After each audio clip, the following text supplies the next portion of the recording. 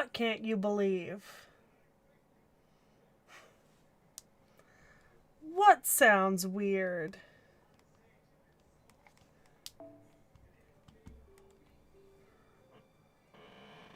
Oh, look. We have our new opening screen. I mean, I've been seeing it for a while, but, you know. New opening screen.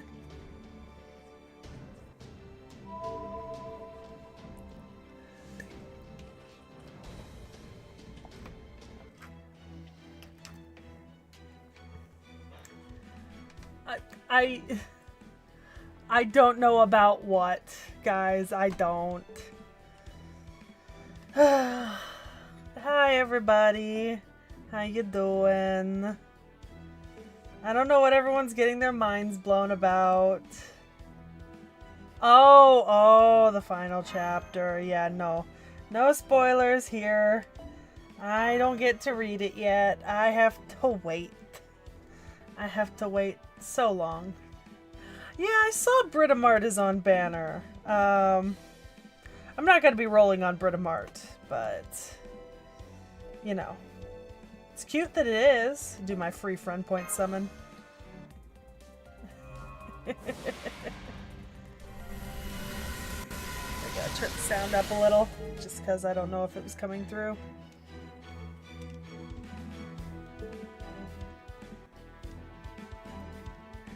So how's everybody else doing?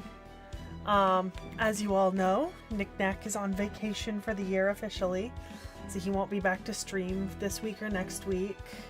The mad irony of this is that I'm not sick, but I might be sick. But I'm refusing to accept that I'm sick, because if I pretend like I'm not sick, maybe it'll go away, right? That's kind of what's going through my head right now, is that maybe if I pretend hard enough that I'm not sick, I won't be sick. I'm so congested.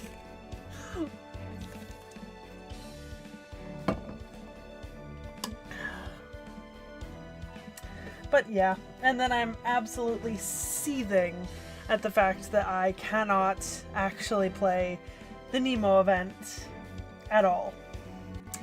At least well, I can play the lotto part of it, but I can't play the event part of it that would get me Nemo, because I have to have cleared Trom. And obviously, as you guys know, I have not cleared Trom. Very clearly.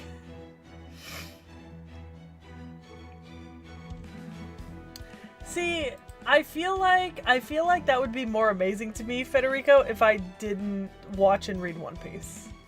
You know? I understand the game of 8-year storylines paying off.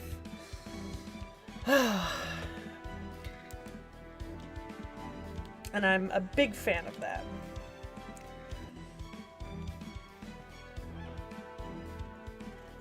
Yeah, exactly. Evocation shop. That's where I'm gonna be as soon as Nemo is out in it. But anyways, on that note, so obviously, as I've just said, I can only play the lotto portion of it, and I do intend to play the lotto portion of it, but I was actually hoping today that we could get through a bunch of my leftover free quests, because I need to be farming quartz for what I'm summoning for on New Year's, or close to New Year's.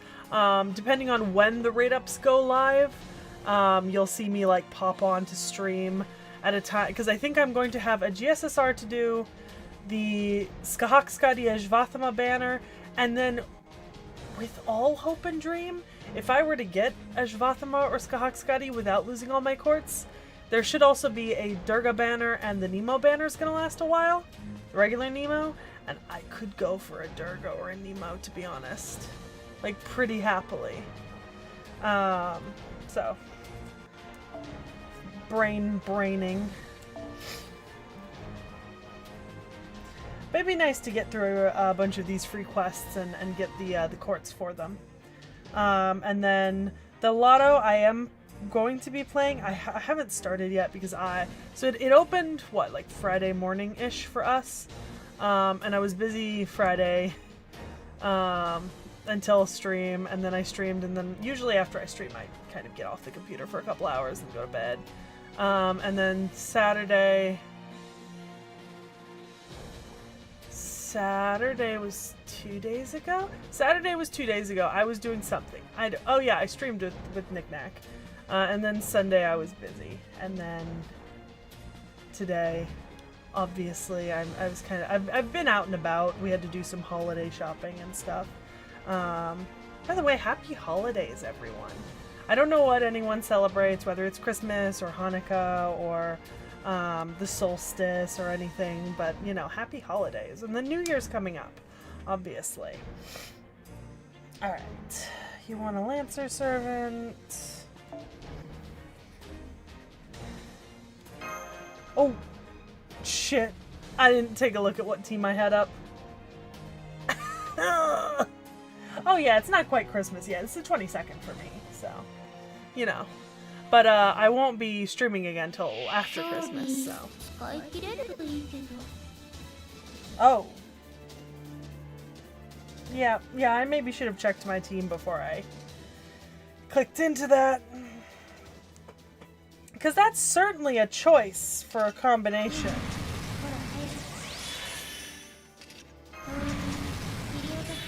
Ay vey. Yeah, Buster Melu, but this is my arts team that I was trying to use last time. So, you know, that's great. It was not intentional.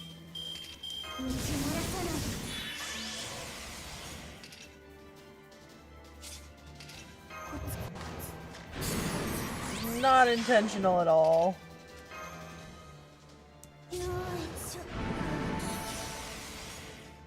Okay.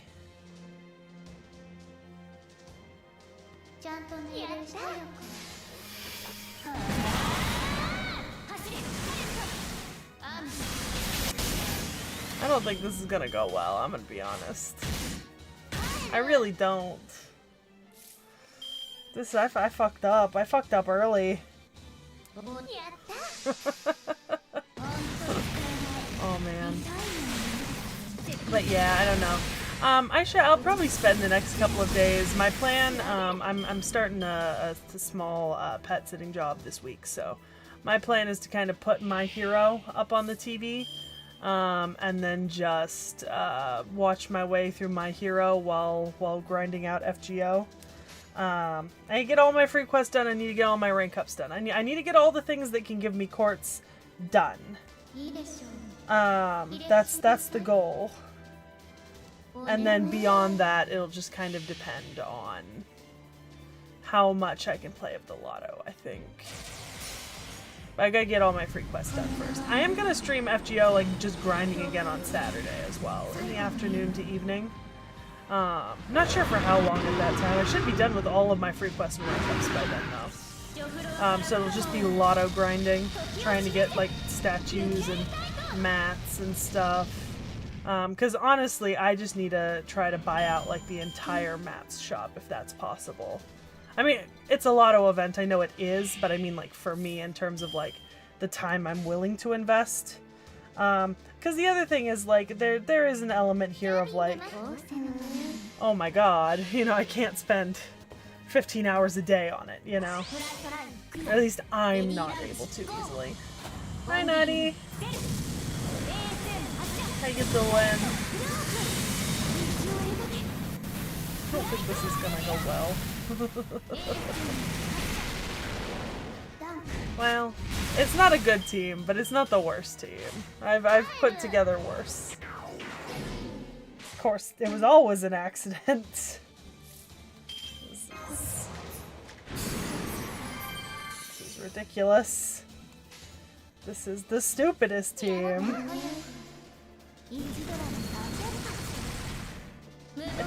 I've heard about that. I get like the Hawaltria and stuff like that. I've heard about all the odd coinky dinks, and I think that's funny, you know.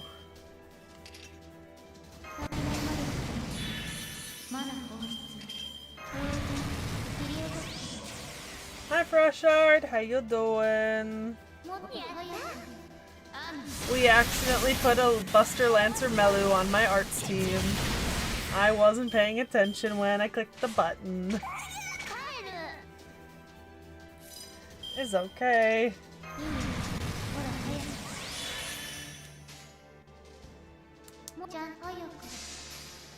Yeah, I remember that one.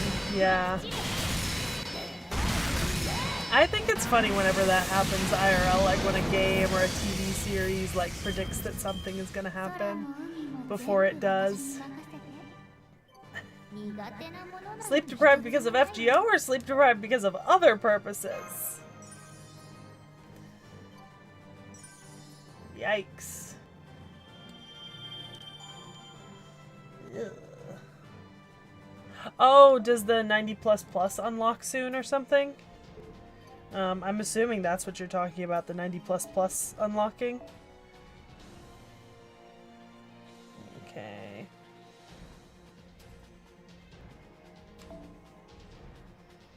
Nope, let's... Where's my regular party? There's my regular party.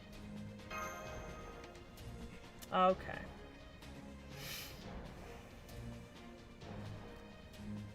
That's fair. I mean... You know, an alien invasion might be...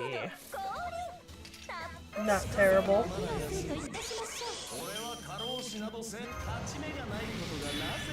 It's not the worst. I could go for not having to go back to work soon. Ah, okay. That makes sense. I think tonight we will play some of the lotto in a little bit. I'm not sure which. Well, we'll just do some of the lotto. We'll probably try to get as... We'll see how, like, which level I can get to and still be able to, like, do it relatively easily. And then that'll probably be the level I farm on. Because I remember that the last lotto, the thing is, I don't really know how to construct a farming team still. Not really, like, myself.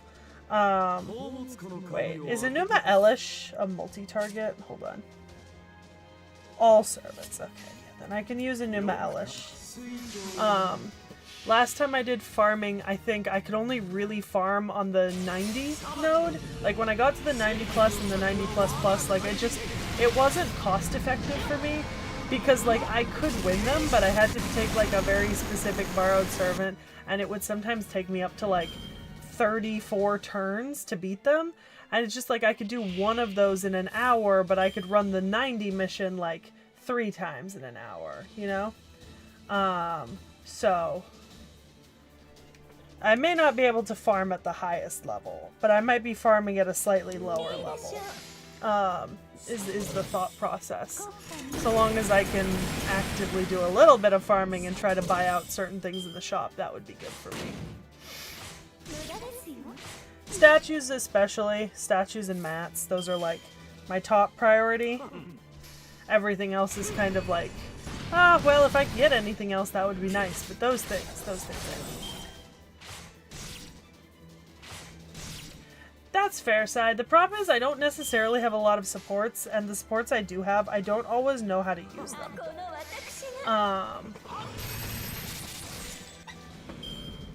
So, you know. I'm not great at that. Oh, I picked a really bad time to stream then, guys. Yeah, you guys don't just want to stay awake till, you're saying, it's what, 5 hours from now? That's what, midnight? 2 a.m.? Is it 2 a.m. our time? That's not that bad. Will I be up that long? No. I'm going to bed.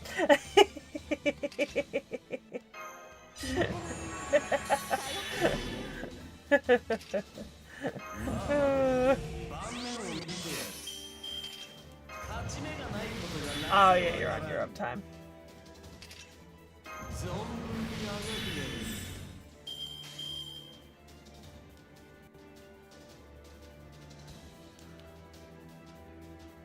Oh God, Frasha. I don't know why I just said oh God, like that isn't something that I would do for like specific things. I genuinely was awake until 1 in the morning when Nick Nack was streaming at 2 a.m. So like I missed him by literally an hour. It's not as if I don't also have an absolutely horrendous sleep schedule. But yeah, I don't know. I think my goal is to make it to a full 3 hours today, but you know, we'll see. I'd probably do like free quest for like the first hour, hour and a half, maybe 2 hours, and then we'll flip over to event grinding. At least that'll be the goal. I'd like to at least get through like the lower level event quests. You know, the stuff that's like recommended for anything under level like 70. Because I know I can get through all of those pretty easily.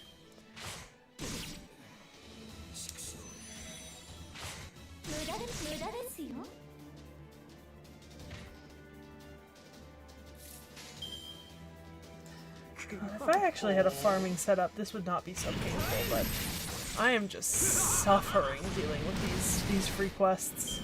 Because now I gotta play this 3 times. You know?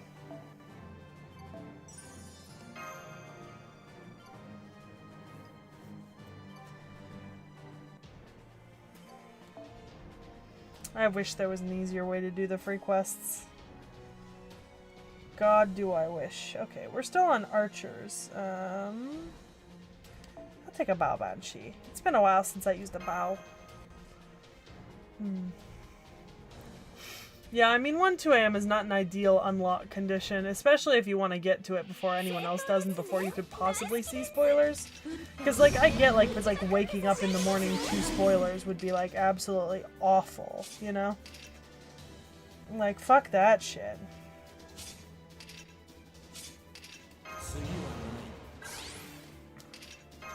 That would not be very fun at all.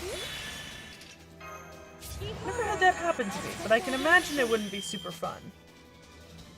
There we go. Ironically, Bao Banshee in this Ascension and Koyanskaya do clash. It's the wrong color of pinks. Somehow I have 3 different colors of like violent pinkish color, and none of them work with one another. Baoban's is too bright for Ku, and Ku's is too red for Koyan, and Koyan's is too pale for Bao. The white matches, but the rest doesn't. But like it somehow works together, like aesthetically. It kind of doesn't look terrible. I kind of love it.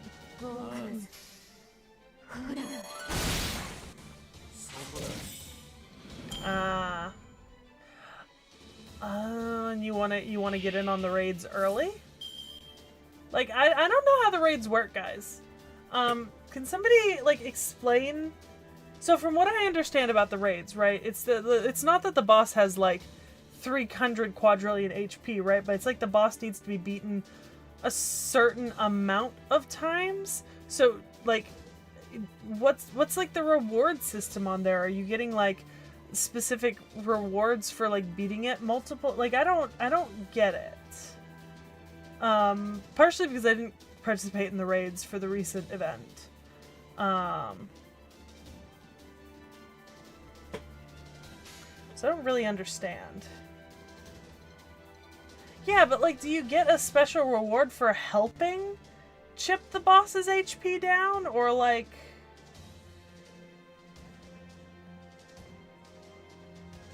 Yeah, but like, what's the benefit of helping defeat it, right? Oh, okay, you get more rewards. Is it because every time you help chip the HP down, you get rewards, and then if you don't participate, you just don't get those same rewards? Ah. Okay, that makes sense now. Okay. I thought it might be something like that, but yeah. Okay. Yeah, that's fair. I mean, I think that's a good system. I think it's a little unfortunate that you have to worry about like literally waking up to it being already dead if you want to participate, because that is kind of inaccessible in some ways, right? Like if I'm working, you know, and I wanted to participate, I wouldn't necessarily be able to stay up all night, but I mean, at the same time, you can't cater to everyone, so I get it. Like, it's unrealistic to cater to everyone, so. Yeah.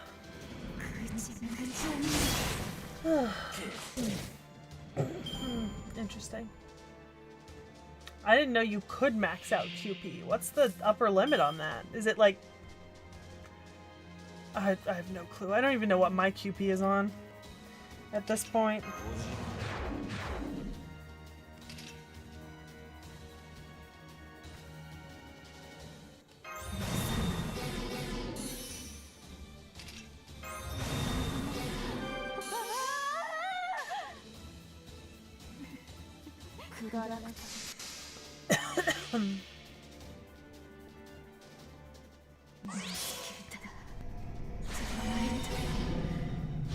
Oh no.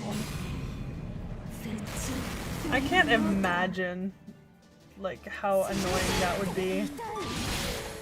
Like if you waited and then it just wasn't available. Ugh. Ugh.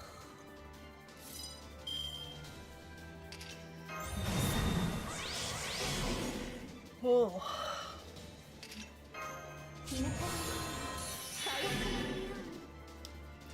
Too bad that couldn't completely pop back up my NP. That would have been nice. Ivan. Okay. I'm assuming I'm gonna see a fair bit of Ivan coming up because we're going into Permafrost Empire, and I'm pretty sure Ivan was in Permafrost Empire, right? That's the Lost Belt that he's in?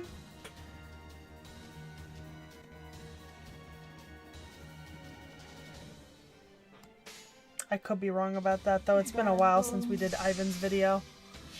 I'm starting Permafrost Empire, though, in January, so... yeah.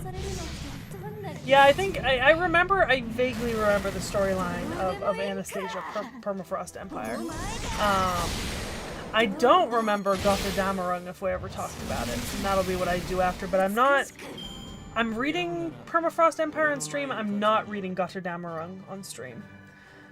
Speaking of, the Salem video went live today. What a delay on that. I fully intended for that to go up like the week after, but then Shimosa hadn't come out. And then it just got caught. So at least Salem is out now. Christmas is coming out at the end of this week. Who did they vote off? Who? Oh, Sage got her way? Oh, yeah. Oh, good for her. Used to give her a hug. Oh. Mama Seki and I are watching Survivor season 49, so I left to come start the stream right before we got to the vote out portion of the episode we were on. So I wanted to know who got voted out. Let's see. Oh, I can use somebody else's Kali. Yeah, that's what I thought. I remember I keep seeing the title of Gothardamarung, but I don't remember ever talking about it in detail.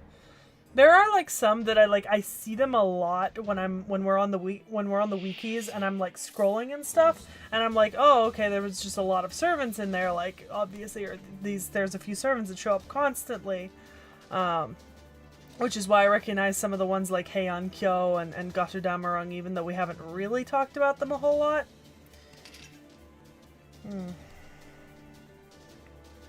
Okay. Invincible. Oh, okay. Increase effectiveness. And increase strength. Change all command. Okay. Okay. Okay.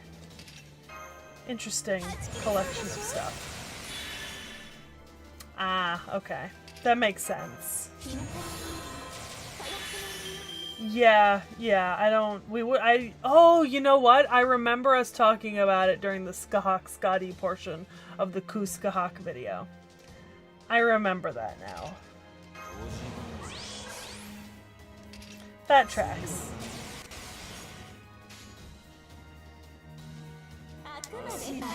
Okay.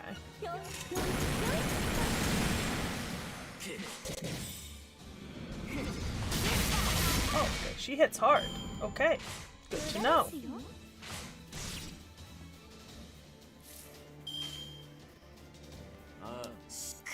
Irregardless, I'm quite excited to start reading through the Lost Belts, actually.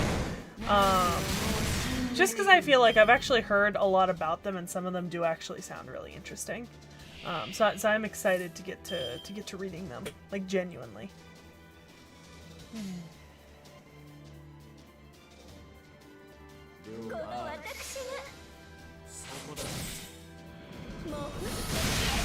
Napoleon. Okay. Okay. I still don't know the exact order, right? But I'm just kind of like counting them out in my head. Like respectively. So Anna is 1, Gotterdammerung is 2. I know Nahui Mictlan is 7, which makes Avalon the Fae 6, which makes Olympus 5, which means that the only 2 I don't remember by their number plate, and 7 is Trom, which means the only 2 that I don't, no, sorry, 7 is not Trom. Trom is after that. No, I literally said 7 is Nahui Mictlan. So I only don't remember 3 and 4 in the general order. Yeah.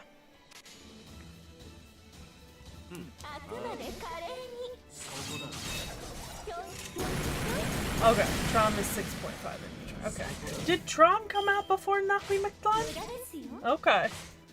Yeah, because I know Nahui Mictlan is 7. Interesting. I had not thought that it did. For some reason I thought it was after Nahui Mictlan, but I think I thought that because we covered a lot of the servants from Nahui Mictlan. Oh, yeah, 4 is India.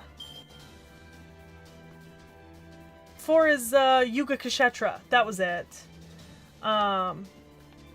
Okay, so yeah, because I think we covered servants from Nahui Mictlan before we did the Trung sisters, and the Trung sisters are who I associate with Trom, so I always think they come later, even though they come before that. Okay. Yeah, that makes sense. China. Which one is the Chinese lost belt? That's not Heian Kyo. I don't think. It's gotta have a different name, because it's not Heian Kyo, because... Not Trung. Wait. But... Okay, let me finish this fight, and then I have a question. The Trung sisters aren't in Trom? I could have sworn I saw their... I could have sworn I remember seeing their little faces on the Trom banner. What am I hallucinating?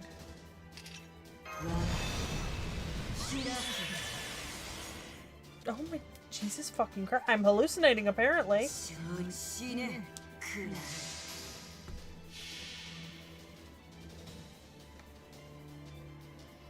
Interesting. Okay. For some reason I thought they... for some reason I'd always just associated them together.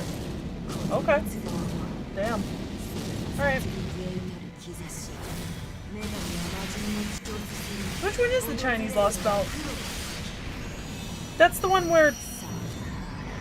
I feel like the Chinese lost belt is the one that Zhang Yu and Consort Yu and Qin Shi Huang are in, right? I think. I just don't remember its name. If I'm correct. I could be entirely wrong. Oh. Okay. Apparently I just completely blanked on where they're from. Alright. Jesus. That's LB3. Okay. So this is the Chinese lost belt. That's what I thought. So where are those? Oh, the Trunk sisters are from an event. Yeah, they're from an event. Yeah, yeah. Okay.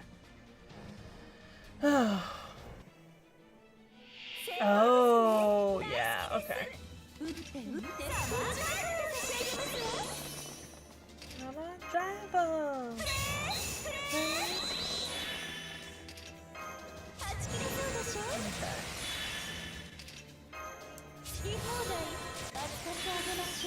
Okay. Yeah, for some reason I just thought Trung was in Trom, and I don't know why my brain made that, like, distinct connection, but it did. Yeah. It's fine. I will hopefully remember that the Trung sisters are not in Trom in the future. For some reason I didn't. Wild work.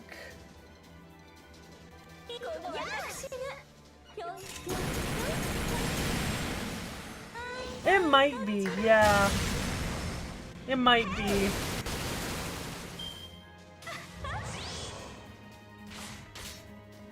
I suppose it would be too much to ask if the Trunk Sisters event came out sometime near Trom. Maybe I heard about them, like in the same video or something. I don't know. I think that's a stretch, though. I think that's a really big stretch.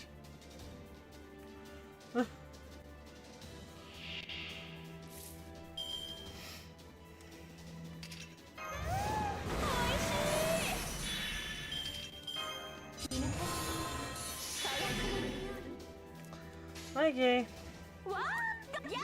It's cool. I just... Okay. Yeah, I don't know then. Alright. Well, I've been corrected now, so hopefully I'll remember that in the future. Does mean I do know, like, for the most part, I am at least aware of most of the Lost Belts and what's happening within them. Which is good, you know? I'm not kind of left out to dry for anything. God, I love Ibuki Doji. Man, she's fantastic.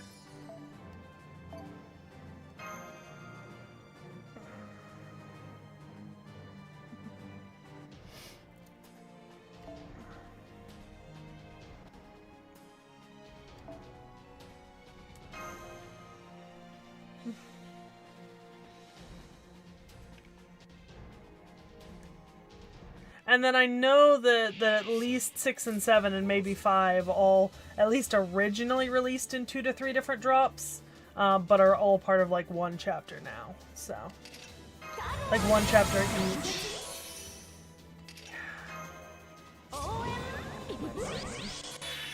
Brain, not braining. Oh, the last week's servant video is going up tomorrow. It's Tomoe Gozen, by the way, guys. I know Knick-Knack normally just tells you if I'm late on them.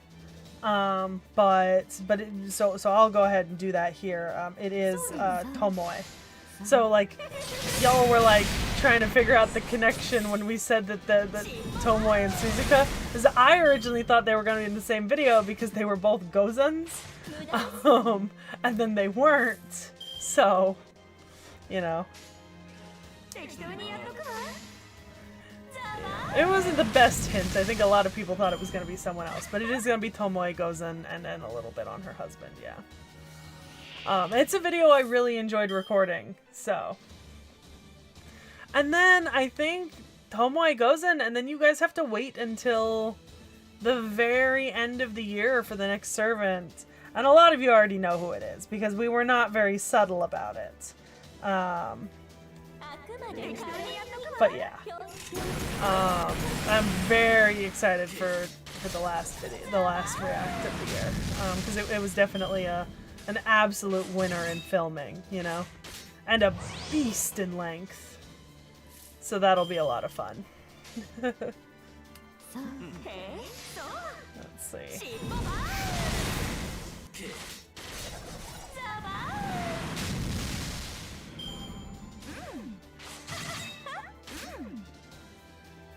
Oh, get fucked.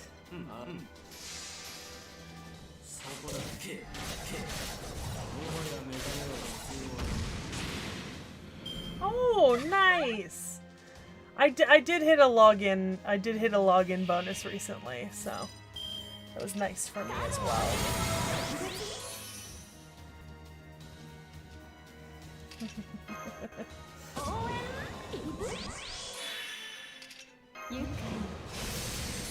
I want to not be in a fight when we hit the reset, so I'd like to get through this particular node before we hit the reset, because it's really annoying to come out of a fight to the reset.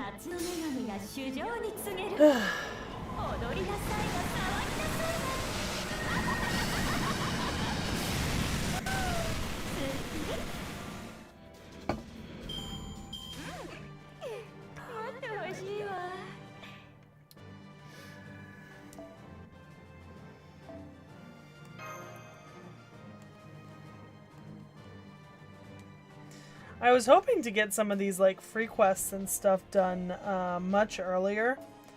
Because I was hoping to do a bunch of these when I did the part 2 intro, but I didn't realize that the part 2 intro was going to be so long.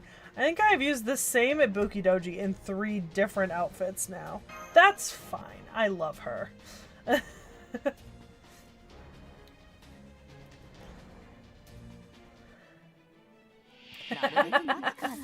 Yeah, we waited a long time to do Tomoe. I think at one point, Tomoe and Suzuka might have been on the schedule a little bit earlier, and then because of Remnant coming out, they got pushed back. I want to say that that happened, but... Oh. Well, that's not nice, maybe. Hopefully you get, Scotty. You and me both, wishing for Scotty. I'm kind of low-key very excited for the New Year's GSSR because I'm definitely getting someone I want. Or who's going to be very useful to me. I mean, maybe, but like, you know, it kind of, you know, we had some pretty good Valentine's stuff separate from that. Yeah. And plus, doing Tomoe Gozen after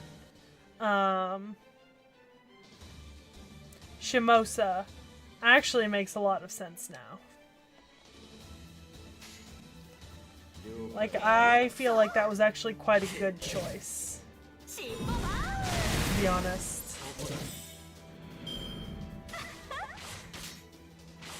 Because I really liked Tomoe in Shimosa, and so it kind of just made it a lot better that I already had the context of her in Shimosa, and then I was also reacting to a servant that, like, I really enjoyed the rest of the react. So I'm not that mad that we waited. I think it was fitting. It made a lot of sense.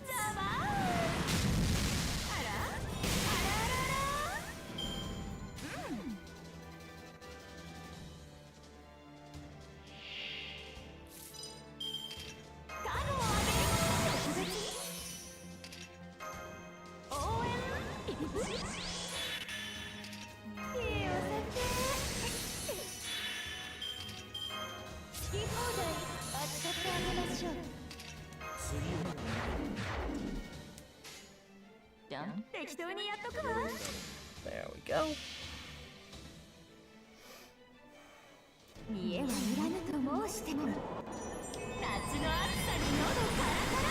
I mean, look, they weren't exactly trying to hide it all that hard, you know? It was about as hidden as Golden Gill being Golden Gill.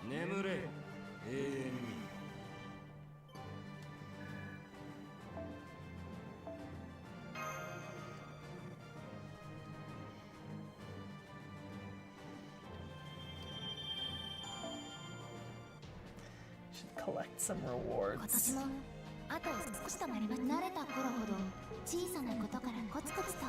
Oh! Yay! I got my 80 reward. Sweet.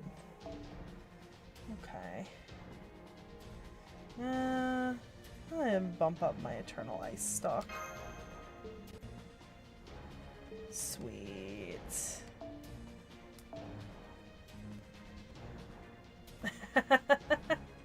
That's very cute.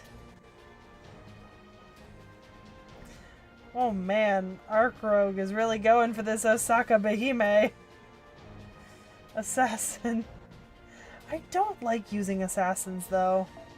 I just don't like using them very much.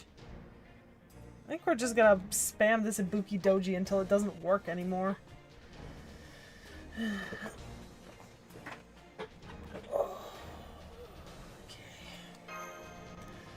Just keep farming bond levels on Luvia and Domon and Juge. Speaking of, my Juge and Iskandar Nendroids finally shipped, so... Those actually should be here in time for my next stream. Which will be really fun. I don't know if I'll show them off at my next stream, but they'll definitely be here in time for my next Fate stream on Saturday. And I will definitely show them off then. Because I'm very excited to see them. Because I got the DX version and everything, so I even have Bucephalus.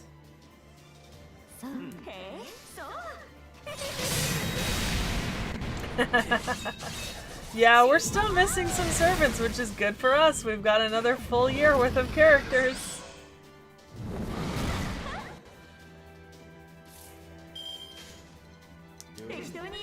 Alas, I do not have that correct team.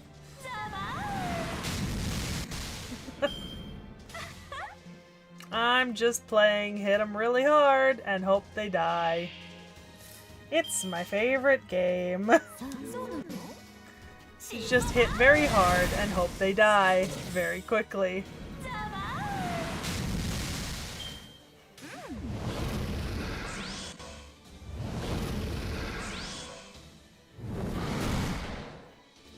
I always love React videos where I get to just say nothing, but then, oh my god, like, Jesus. I mean, it's like, Buddha was kind of like that, like Buddha and the Hakunos is like, yeah, I had a fair amount to say about Buddha, but I had nothing in comparison to what Knick-Knack had to say about Buddha and the Hakunos, you know? I love those kind of videos. It's like a break for me. It's like a reward. I'm a big fan. They're not often. Although I will say, we've pre-recorded out through, into...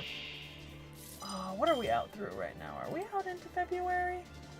Because we recorded in advance, you know, just in case we didn't have a whole lot of... Yes, we finished in January. And I'm gonna be honest, our last two servants in January are definitely competing with one another for the shortest React video that we have ever filmed. Right? Like, both of them are so short. Like, I think one of them might actually be under 25 minutes long for the whole video. And that's before I cut out all the parts that I normally cut out. Like, it's incredibly short.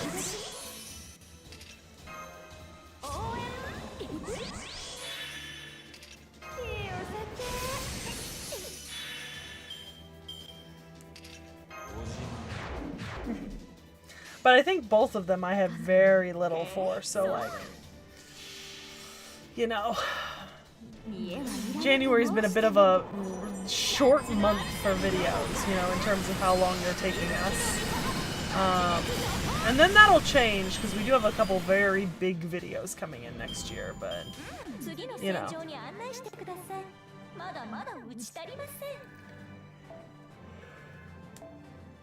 Oh. Oh, God.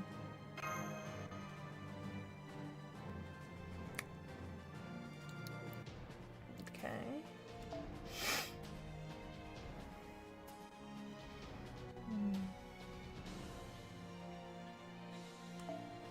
Hey, Frost, let's see if I can use your Locusta to win.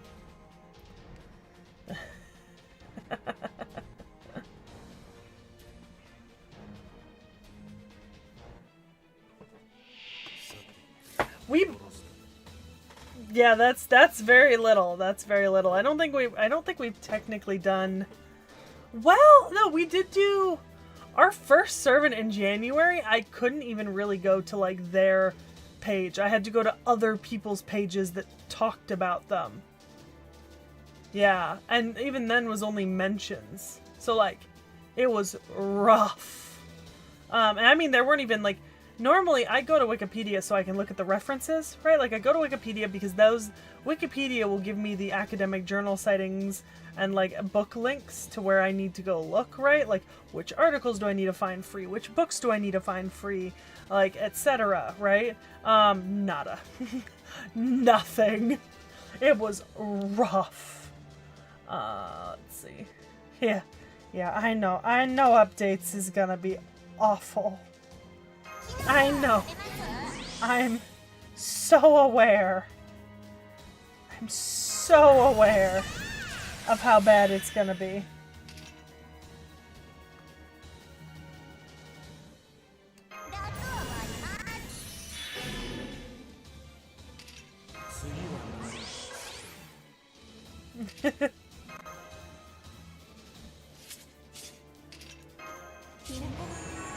Yeah.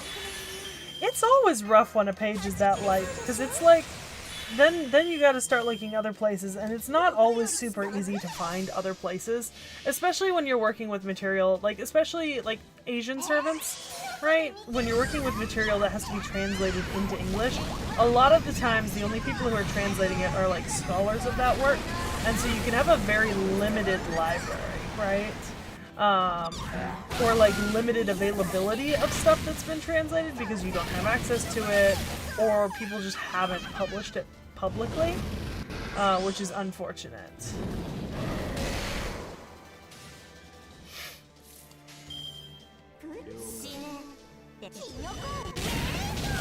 Updates I know will be big. Updates is always big though. Updates gets filmed like on multiple days across like a 2-week period. Because otherwise it would not be manageable. Like it just wouldn't be.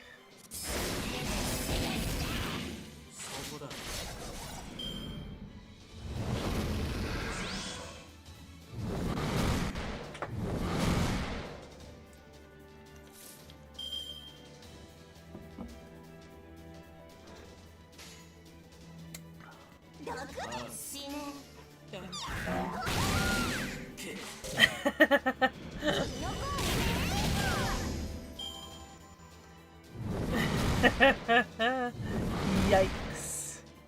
Yikes. Updates is nice for me for the most part. I know I complain about like the amount of reading I have to do for it, but for all intents and purposes, I don't ever have to prep anything unless I'm asked to. It's just kind of like sit back and react, and I'm like, oh yes, this is the best part.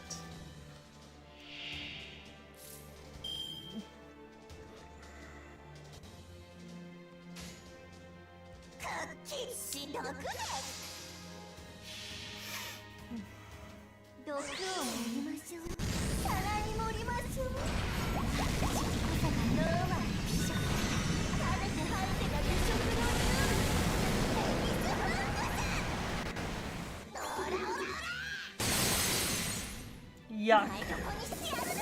Like, actually, yuck. Is it about the Honkai Star Rail crossover? Or whatever? The Solomon video is on the schedule, but Knickknack has already said that it is subject to get pushed or moved much further back if necessary. Just because there's he'd like me to be through Atlantis before we do it. And depending on the rate that we film videos at, that could just be a maybe on me being through there.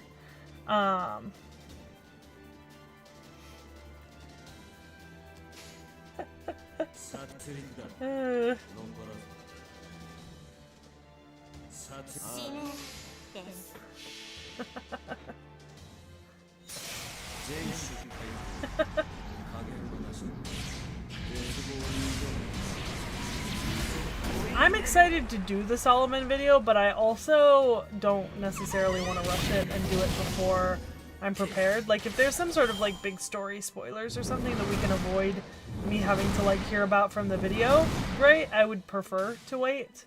Just because while I can forget some things, you know, that ability to forget severely diminishes if I'm, like, genuinely interested in what I'm about to be hearing, you know?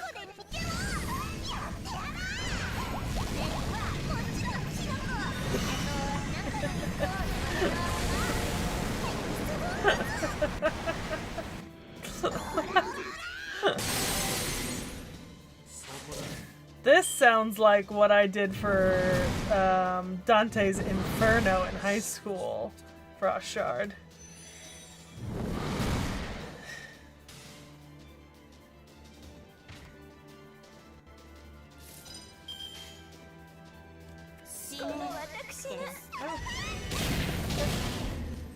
I don't even know what that means.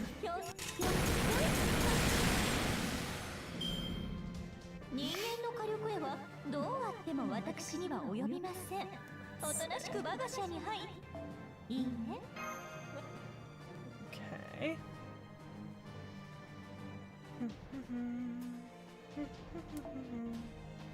750. I should be able to run this one more time. Let's grab a Berserker though, just to do it extra fast. Once again, I want to use that Duryodhana, but it is not leveled. Its skills are not leveled.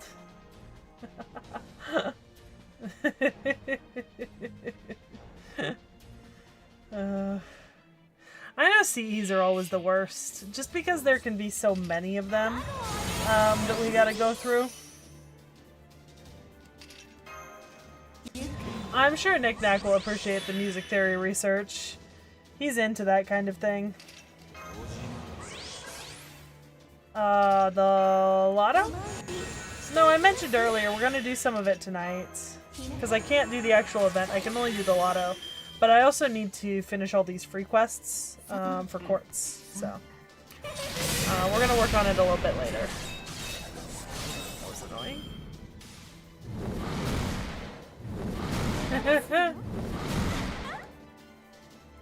Why are you such a bitch, Wyverns? Why are you such a bitch? Eat shit.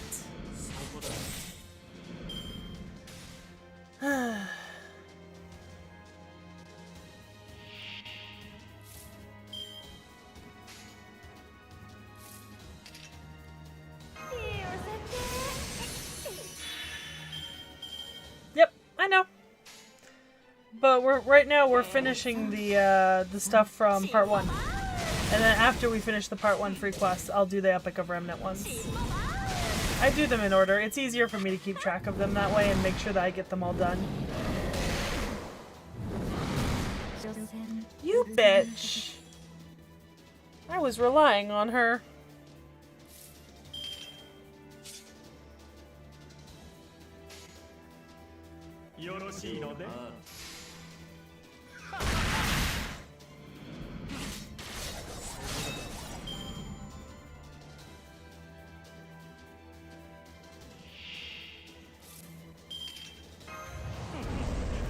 Plus, I only have what's left in Babylonia for free quests from part 1, so it's not that much left over here, and then I'll be able to swap into 1.5.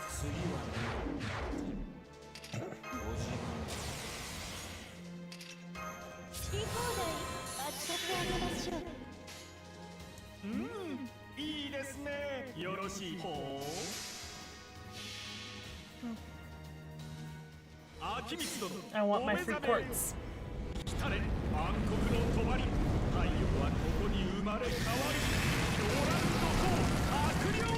Well, what do you qualify as the weirdest research?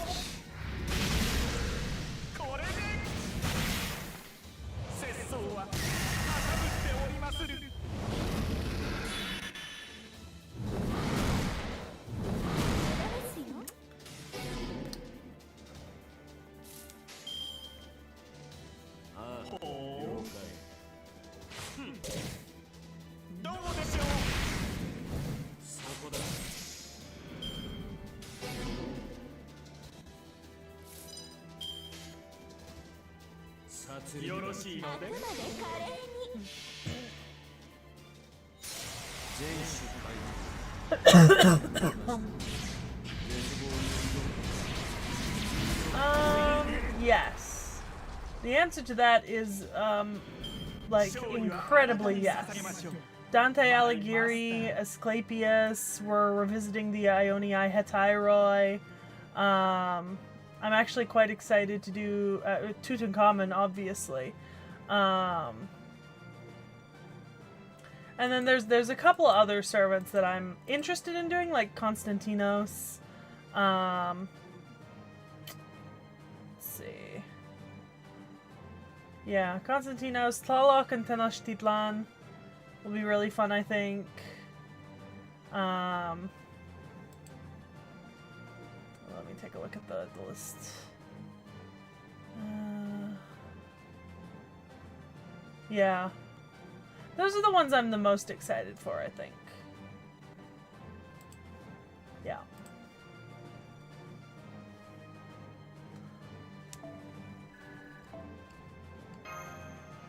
Yay, we beat the reset timer.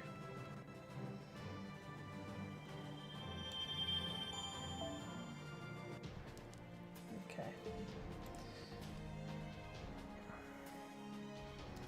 We've just got all of those left. We haven't beat that many yet.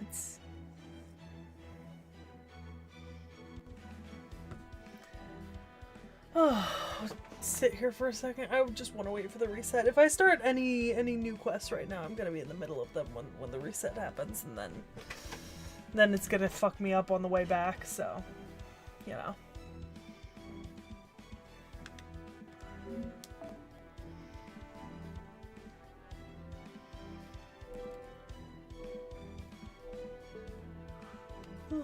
No, I'm not, because I told myself I'd read the fucking book. And I don't like that book.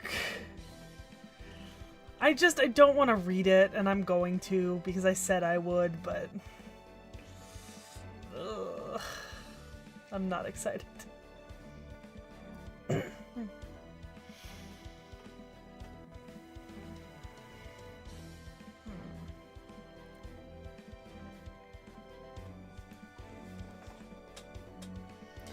And then I think there's probably some servants that I will find were very interesting. I just don't, their names aren't like tickling something in my brain immediately upon seeing them.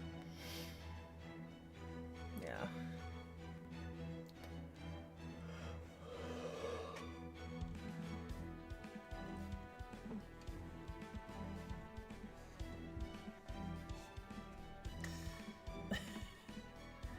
Look, they can say that all they want, but I'm the one who's reading Don Quixote. And I am not excited for that. Then again, I wasn't particularly excited to watch like 7 different versions of Phantom of the Opera, and I ended up really enjoying that like month of my life, so. You know, opinions can change. I don't know if they will, but they could. Potentially. Maybe.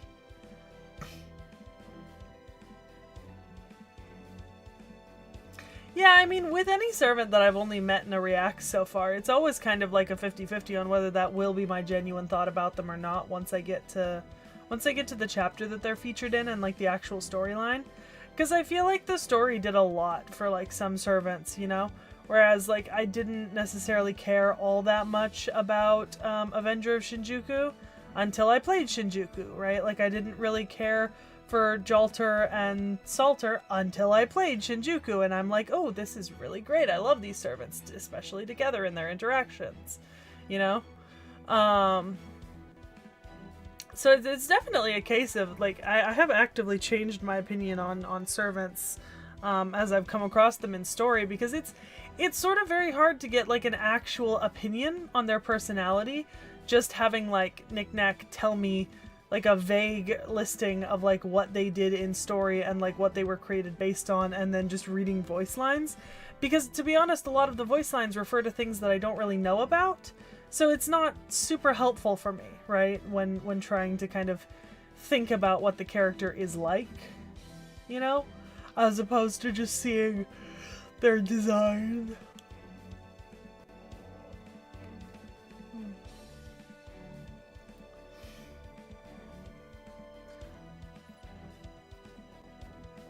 Howdy.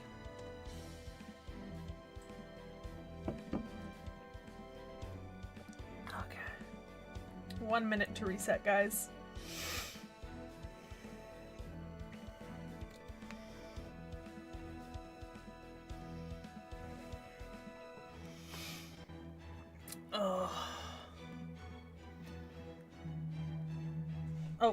I can't because that's story spoilers.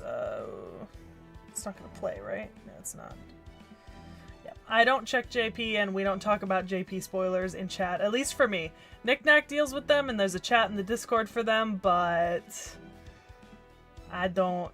I am literally at Permafrost Empire, so much to everyone's chagrin, I am not moving that quickly. Okay, I should get... Alright, are you gonna trigger for me? Are you not gonna trigger? Are you seriously gonna... Oh, I hate it when it does this. It's gonna make me go, yep, there we go.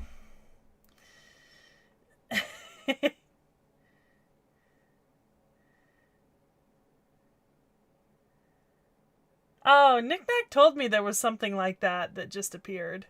But obviously I don't get to know. Well, I mean, I'll know what the name of the character is when it goes into the list of stuff that we're gonna put on the schedule.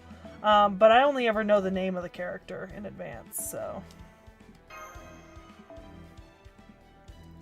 it doesn't really help me with anything else. Okay, there we go.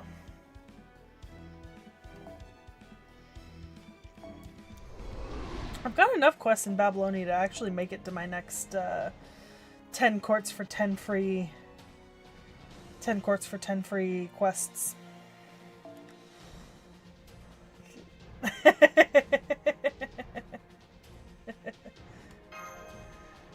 Valid. I've heard it's insane. I'm very excited to when I get to it. It's just gonna be a while. Alas, I will sit and wait.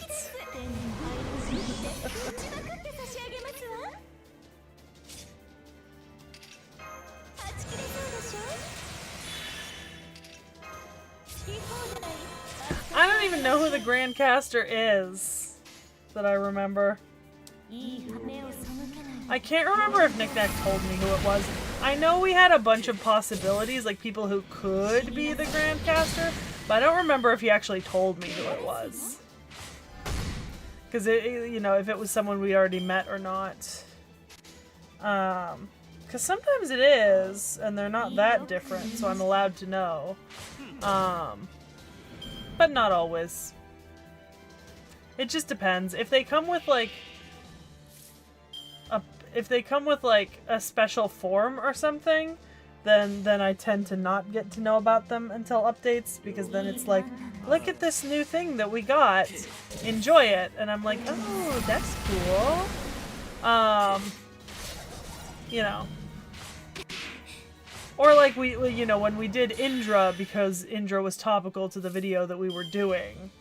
Or no, it was, we did Indra for a reason, you know, and it was like, oh yeah, and he's Grand Rider. I want to say Rider. I really want to say Rider. And if that's wrong, I'm going to be very embarrassed.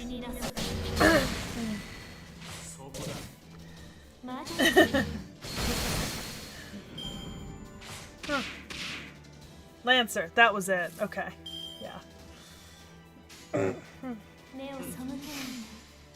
Man, couldn't be me, Froshard. Indra is definitely rolling on that banner when it comes around.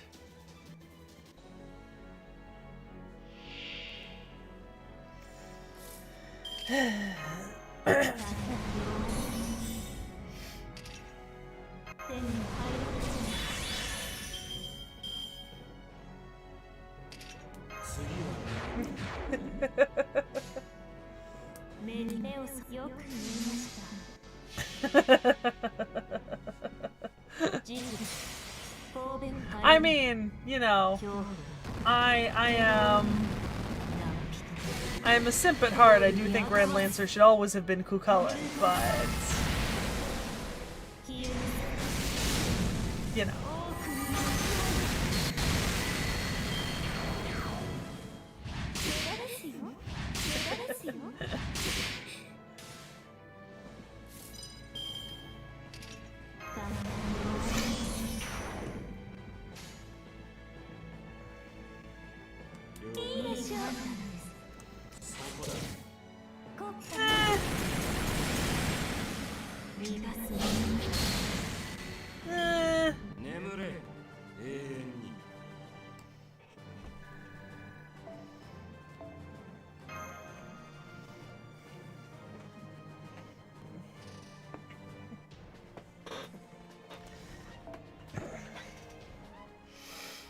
I love when it just gives me berserkers to choose from. Then I'm like, ooh, Bazaka. Yeah, I know that, but still.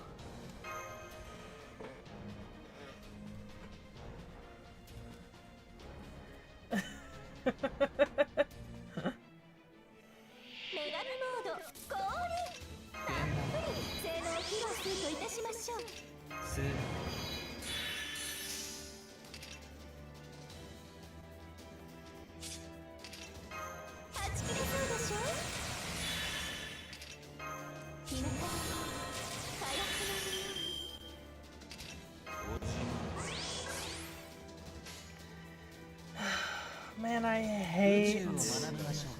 hate free quests with a burning passion, guys. This is awful. This is awful.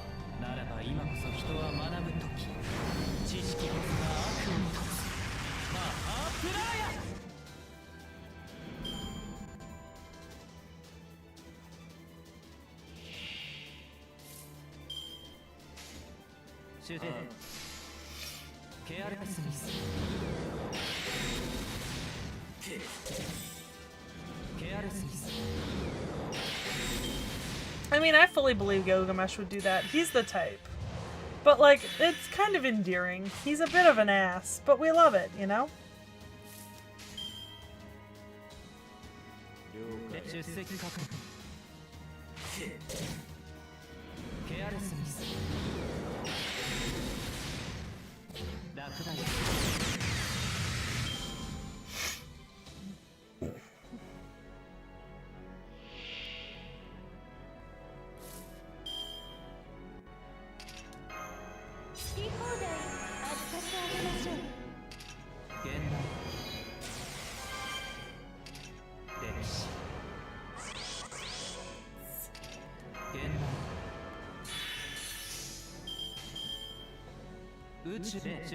There we go.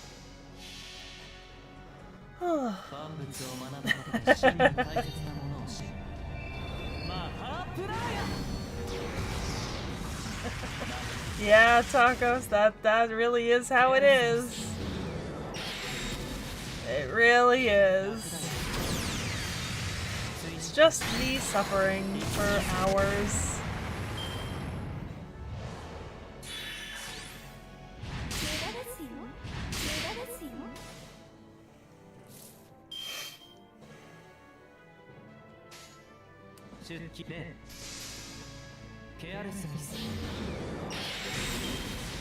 Oh, there we go.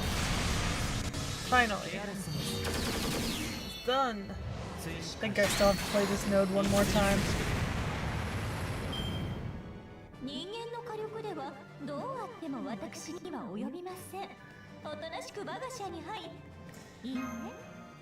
Grinding is just so boring. It's so incredibly boring.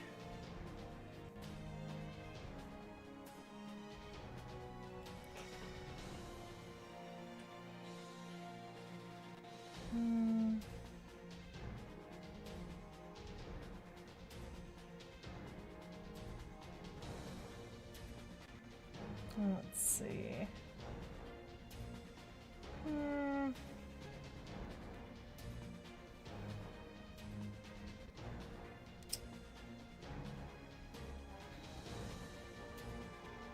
That could be fun to try.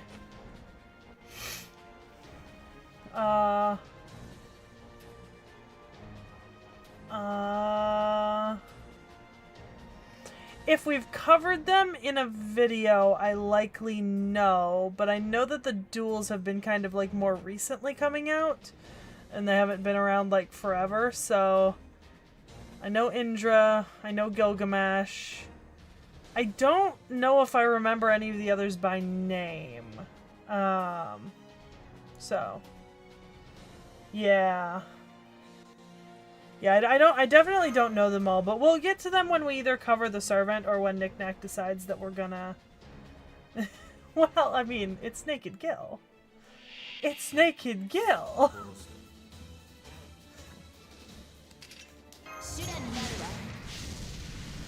AUO Castoff was the first time that a Sect Reacts video genuinely left me speechless.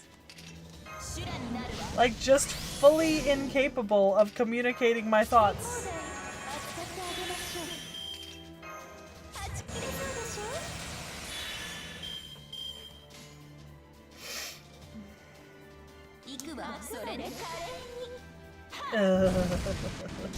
Yeah, and then there was the Kiara video. And I think half the Kiara video I just kind of sat there like...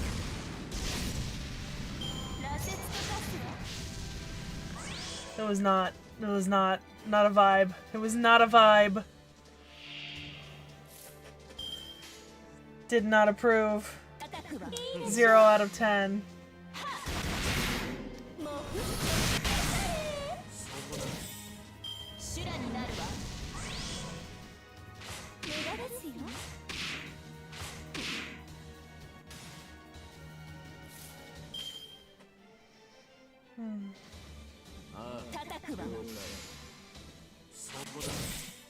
I don't think anyone could be ready for an encounter with Kiara. She's just...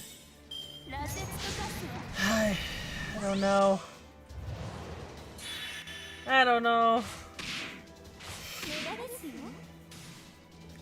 It's incomprehensible. It's not understandable. It's totally out of the realm of general, you know, possibility. I just... No one can be ready for Kiara. Kiara experiences you. You do not experience Kiara.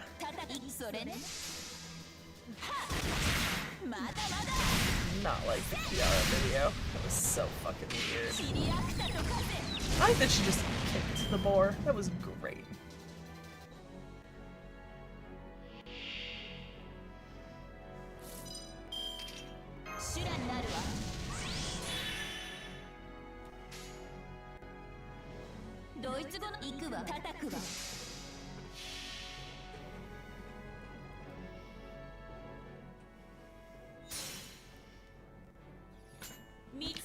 It's Jolter Summer.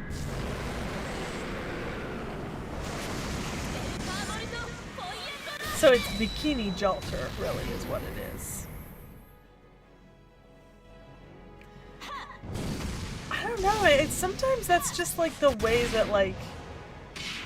Sometimes I wonder if stuff like that is actually the fault of English and not other languages, because like, for example, I remember when I first ordered, like, sometimes when I first like ordered some like hamburgers at like a McDonald's in Russia, I remember asking for like just the meat and the bun because I didn't know what cheese they were going to use or anything, and I've got issues with some types of cheeses. And I remember they called it a naked hamburger. Like, they specifically used the word for naked. So it's like, you know, very interesting. Hey, operative question here. Does Domon... Oh! Domon can be used a little bit to buff Jolter. Well, Bikini Jolter. Interesting.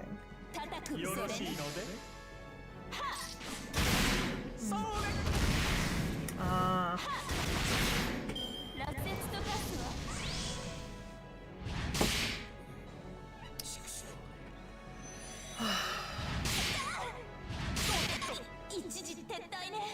No, bye, Bikini Jolter. Man, this round has gone exceptionally poorly for me. Personally.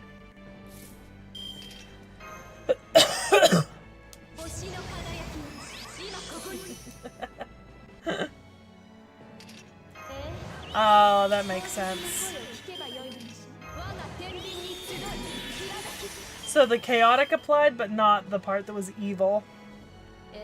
That tracks. It does. You go, Luvia.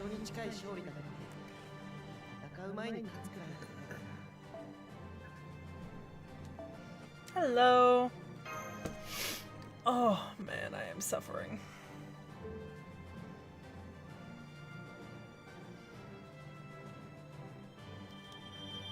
Yay, another state court. Oh look, a new free quest, but it's only 1 pip, so we'll do it. Me and my Luvia. My darling, my love. The best servant I have, to be honest.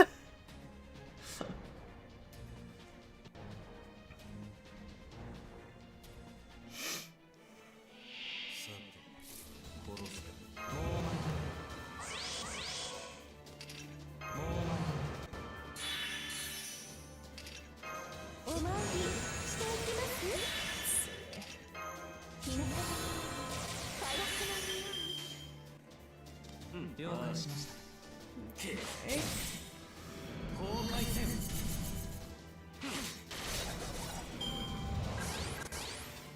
Interesting.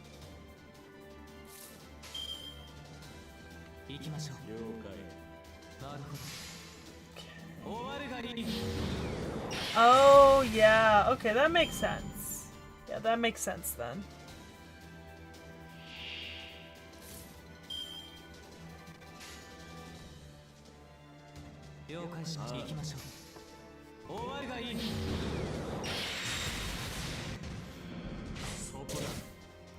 Yikes.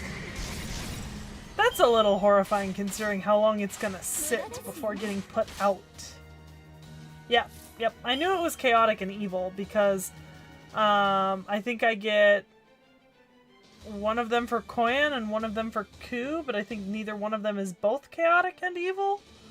I think they're each one or the other.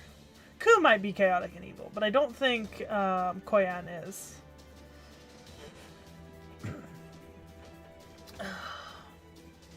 Yeah, happy holidays, Frozen Lion. I don't like that, Frozen. I don't want to know. I buy that candy sometimes. You're gonna get me to stop buying candy is what's gonna happen. And then I'm not gonna have anything sweet for when I'm craving.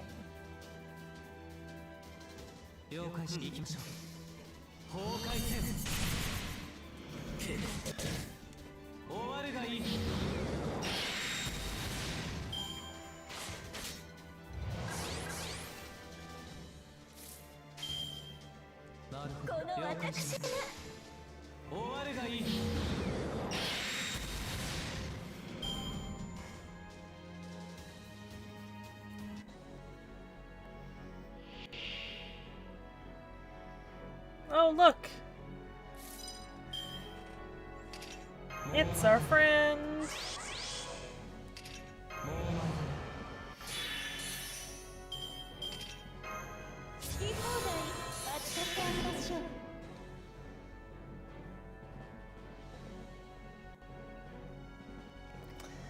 I think you might have just put me off candy.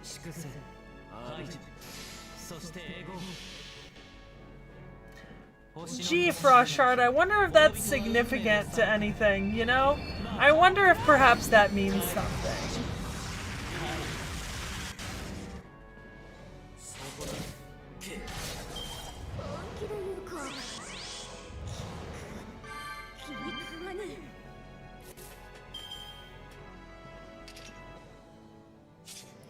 Do you have a... Oh wow, that must have gone for a really long time. Or it's just you haven't been getting attacked that much.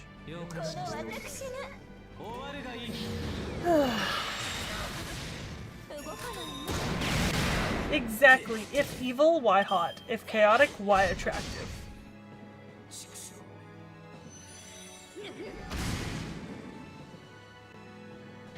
I still don't want to like buy candy that's like close to the date because it's been in a warehouse for so long.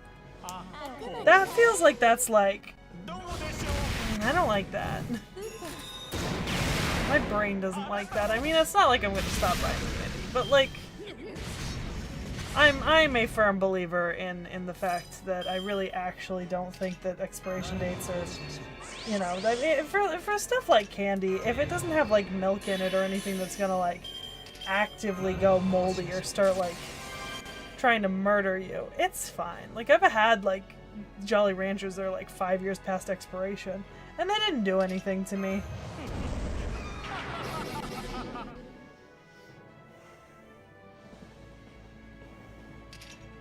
Oh, you mean Luvia? You mean Estrella?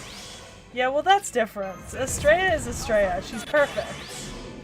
Estrella can do no wrong.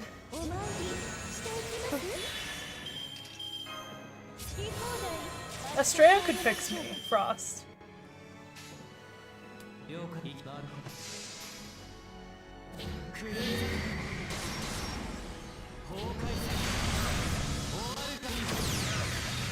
Oh, there we go. That took more turns than I wanted it to. Yeah, spring and garden stuff I can understand.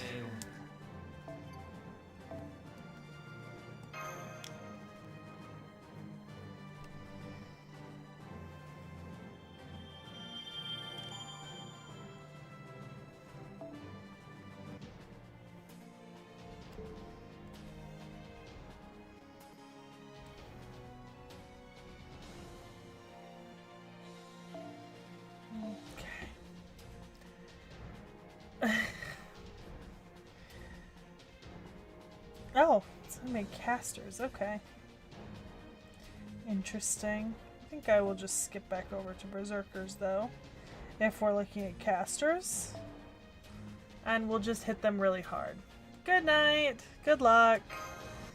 Have fun with whatever new chapters you'll be playing and new fights and whatever pulls you've got coming. Oh. I think after this free quest we might switch over to the lotto just because I need a break from free quests.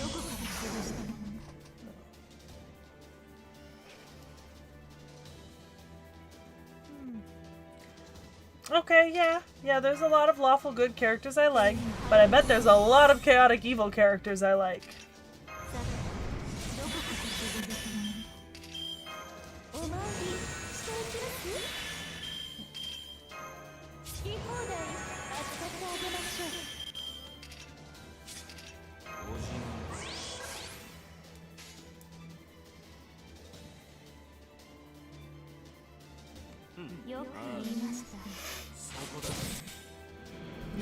That's fair.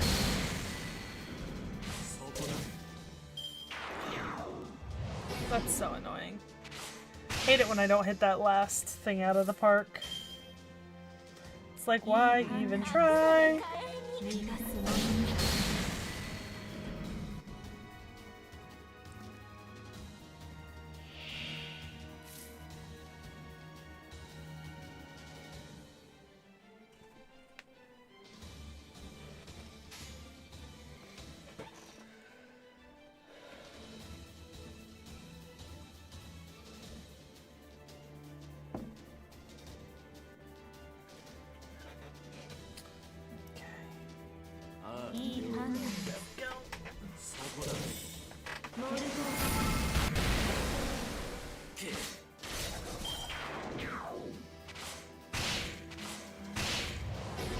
It is good weather for grinding out games though right now, because it is kind of like cold and rainy outside in like the best way.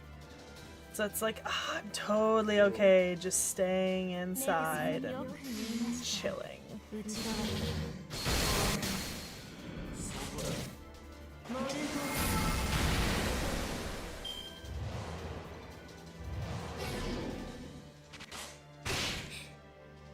Stop hitting me.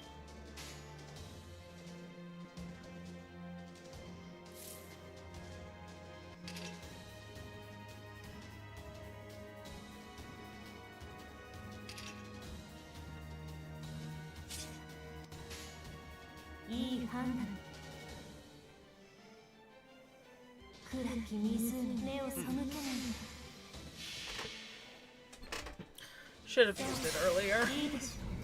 Now I'm probably not going to have a whole lot of time to recharge it, but...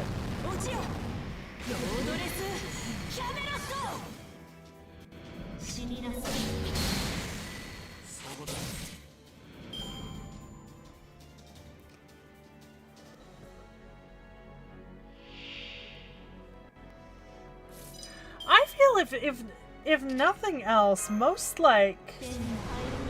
I feel like gods of domains governing death tend not to be evil, but they're closer to like true neutral as an alignment, right?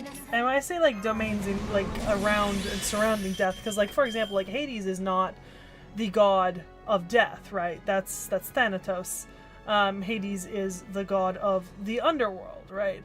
But I feel like death is impartial, right? Like death will come for everyone, be you good or evil. Death feels impartial, like categorically. So I've always thought it's funny when people like categorize gods associated with death with like evil, because it doesn't make a whole lot of sense. I mean, if they are explicitly evil, right? Like if that is part of what makes them them, then okay. But I feel like the base assumption should not be evil, you know?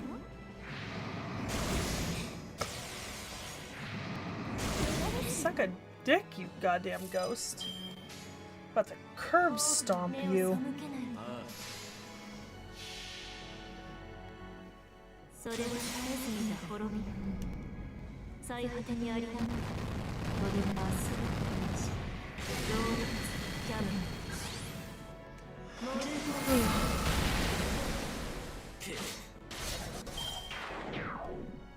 Yeah, Yeah. Yeah. Fear and otherness do breed hatred. I mean, yeah, arguably Dakota Doyle, depending on the version of the Persephone story that you read, yes. But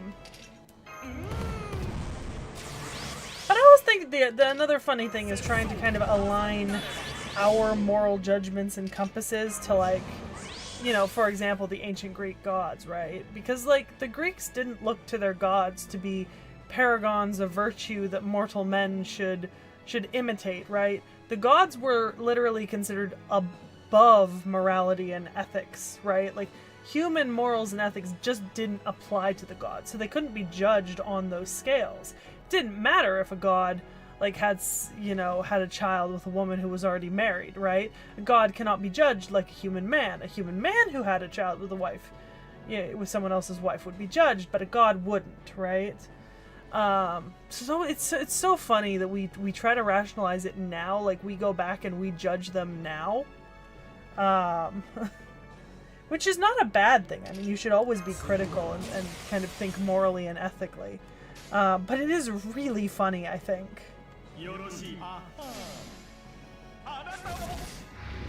Huh. I've always thought lawful evil is worse than chaotic evil.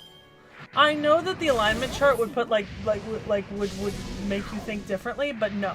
Because if you are lawful evil, then you are deliberately evil, right? Like, you are intentionally evil, you are evil within parameters that have been laid out for you, which means that you care enough to pay attention to the parameters that have been laid out so that you can be as evil as possible within those parameters. If you're chaotic evil, you're just doing things, right? Like, you're just doing things and kind of hoping that something will happen, or not caring if something happens. That's callous, but it's not cruel, right?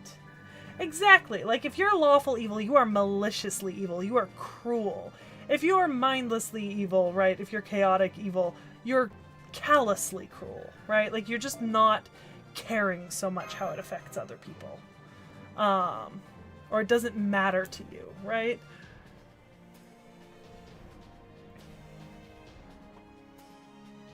Maybe in Fate. I've never thought of it that way, though. Personally, at least.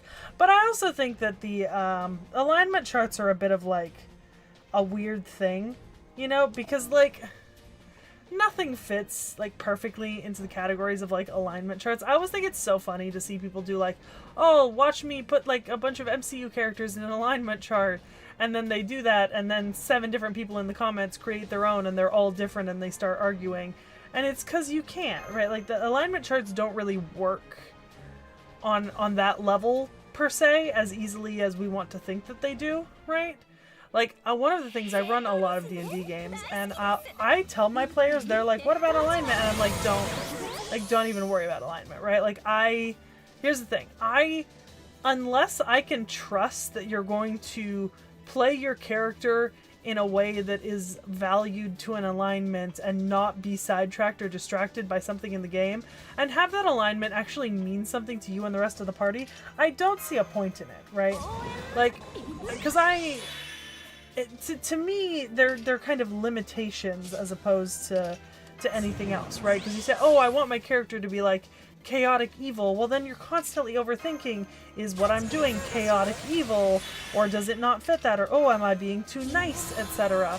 If you don't want to be constantly overthinking about your character's alignment, just don't, right? Like, alignment is relatively irrelevant, right, in D&D these days. And if something happens that requires me to make a snap alignment decision, as the DM, I will just make that decision on behalf of the NPC or whatever is happening, right? Like, let's say a big bad casts, like, a protection against good and evil, right? Or not protection against good and evil, but, like, one of those type of spells that's, like, alignment targeted.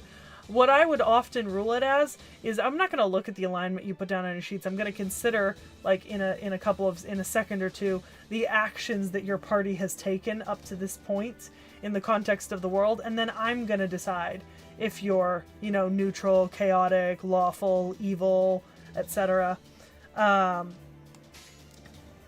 So, because actions speak louder than words. That's a very cliche saying, but I fully believe that it is 100% true.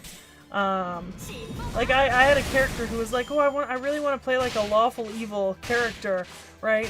And then they got into roleplay, and within like 2 or 3 sessions, they were like, hey, this doesn't fit with the rest of the people in the campaign, and I just want to have fun with them, and I feel like I can't have fun because I'm constantly focused on trying to like do things in a lawful evil way. And I'm like, yeah, I don't like ditch it. I don't care, right? Like I care more about you getting to enjoy your game and creating a character that you're not constantly overthinking than I care about you keeping to some arbitrary, essentially Quizilla personality test, right? Because that's basically what it is, you know?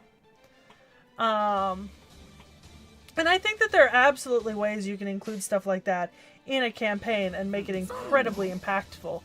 But I think it requires a certain type of campaign and a certain type of situation.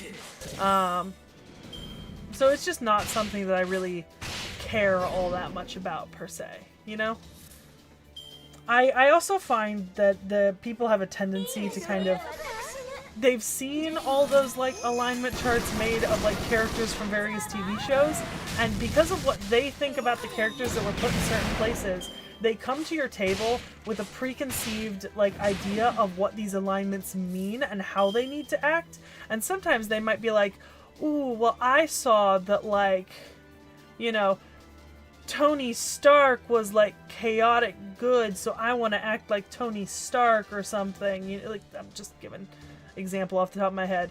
And I'm like, that's not really how that works, right? Because, like, first of all, you know, we don't know if we agree that Tony Stark, like, and in which movie, in which moment is he chaotic neutral or whatever, or chaotic, you know, whatever the alignment is. And then how are you going to translate his actions in that situation to your actions in this situation? Like, there's no actual comparison there that you're asking me to judge, right? Like, they're fun to make, don't get me wrong. I do make them occasionally with my friends. They're like, oh, I think this character is this, I think this character is that. I just think that in a functional D&D game, if you as a DM have decided to largely make it not like one of the most important pillars in your campaign, it is an irrelevant like thing to have written on the character sheet. You know what I mean? Like, unless it is pivotal to the telling of your story, right? It's irrelevant. And how would you make a character's alignment? Like, I'm not saying you can't, but, like, making that pivotal to a story can be so confining, right? Like, oh, I need my characters to all be this particular thing. Well, then I have to make sure, as a DM, that all the plot hooks I put in front of them go along with that, because they're going to want to use the plot hooks I put in front of them, but the plot hooks need to fit their characters, right? So then I'm already immediately worried about that. Which means that I can't kind of have fun creating plot hooks. No, I have to be paying attention. I have to be thinking about it, right? Like a chaotic, you know, like a chaotic evil party might not want to go help this one dude find something in a cave, right? There's nothing in it for them. They're not interested. That's doing a good deed for someone, and that's not something they're interested in. Okay, so then I have to revamp the entire plot hook to fit with something that would go along with the character who's chaotic evil or, you know, chaotic good or something. And I also just find in general that I play with a lot of new players. Like, I've introduced a lot of my friends to D&D. People are in general really bad at playing to alignments in terms of roleplay. People are incredibly bad at that when they are new players because they get excited and they get influenced by the people around them at the table, and so it has not really been a thing in my experience that it's mattered what the alignment of players are in any specific situation. Which, once again, it's not a bad thing. It's just how it is, you know? And I think a lot of people think of things like I've completely lost my train of thought. Wonderful. Anyways, but yeah. I feel like Monkey D. Luffy could fall in. Yeah, he falls under like chaotic good. Yeah. I think that's a pretty accurate assertion about his character. So that's the fun thing to do, is to just like figure out where people lie on an alignment chart, right? Like, it's fun. It doesn't really mean anything. You and your friend can have different opinions and it doesn't matter. And then you can have fun debates about those opinions that you have, right? Like, I've had some really interesting discussions with my friends over, you know, me just saying like, oh, this character is this on an alignment chart, and them being like, I don't think so. Let's discuss. Oh, this is the worst fight team for me. Yikes. I don't suppose I could get that Estrella. NP up. There we go.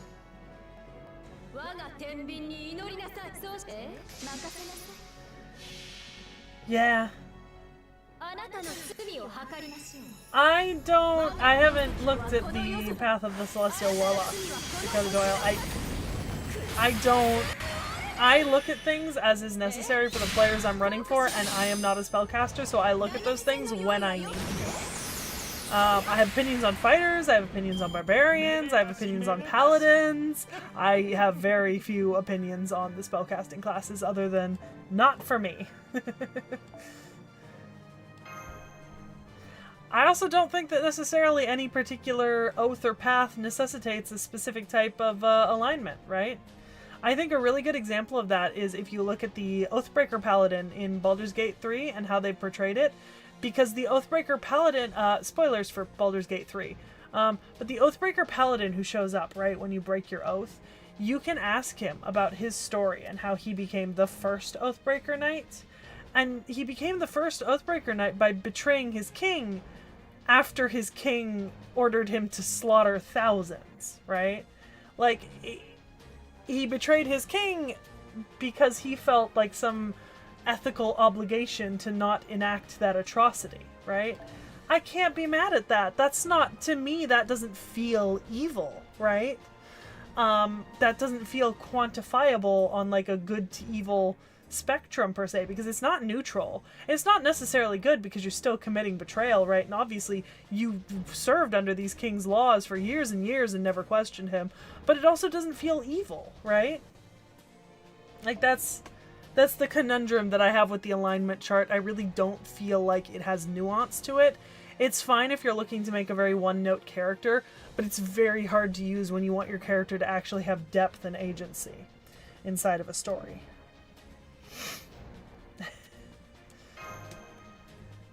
I've got 2 active parties right now, Darren Kill, and one of them is kind of like, oh, well, can we try to like talk our way out of everything? To which sometimes I just have to like draw a line and be like, no, you cannot talk your way out of this.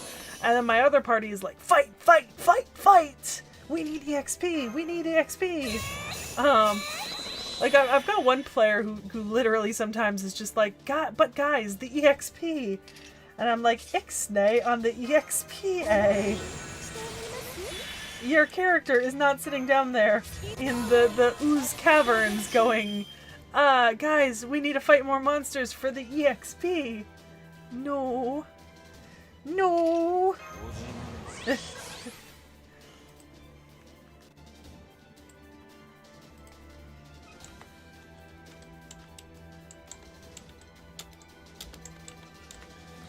Let's see. I'm taking a look at the Celestial Warlock. Okay, Warlock, the Celestial. Alright.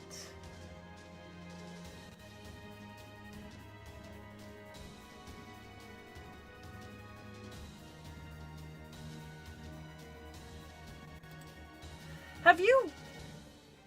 Yeah.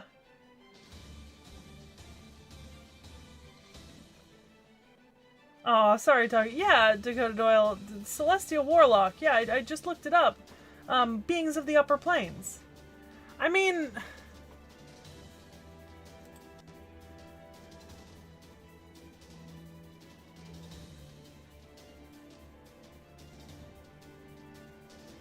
I feel like that doesn't really lend itself to playing an evil character. personally. Like, it just doesn't feel like that would lend itself particularly well, at least in terms of story flow. Unless something was going on, you know, like deeper in the story. Like, I feel like that's the sort of thing where, once again, it's all well and good to say that you're playing a chaotic, evil, celestial warlock, but then you need to flesh that out in the story and in the world. You can't just say, I'm playing chaotic evil, and then just play a normal character, right? Like, you've got to incorporate it into your actual, like, play and stuff like that, you know?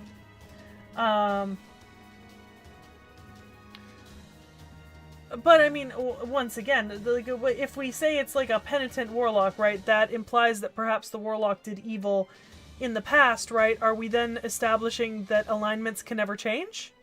Right? Are alignments baked in once you have done a certain quota of bad deeds? Those alignments cannot be reversed. You can't go back to being considered, you know, quote unquote good. I don't think that's true. I think alignments can change as well, right? Like, if even if you were going to use the alignment system, your alignment can change, you know, depending on your actions, which once again makes alignments a really sticky system, you know, in terms of like actual usability.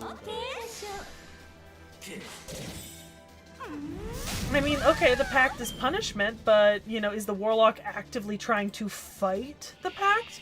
Because if he's trying to fight the pact by the letter of the pact, I feel like I would consider that lawful evil, right? And then at what point do you want, like, is the storyline that you are just fighting the pact? To what end does that storyline go for your character, right? Are you going to reconcile and eventually embrace the pact?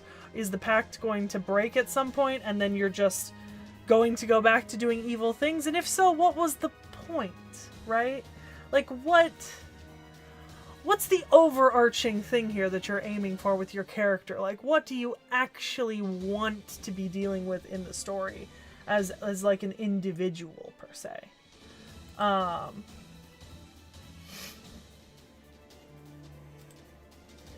see. Check the Discord real quick.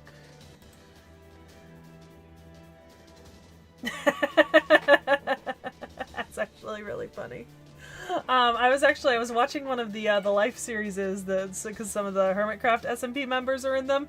And I was watching Limited Life, and like Zombie Cleo was just like one of the funniest things I've ever heard someone say on like a YouTube series. It's just like, if you're gonna be an absentee father, then can you at least be absent?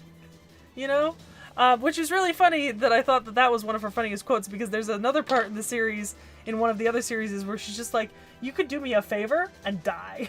And then immediately kills someone. So, okay, I love them. I love those kooky Minecrafters.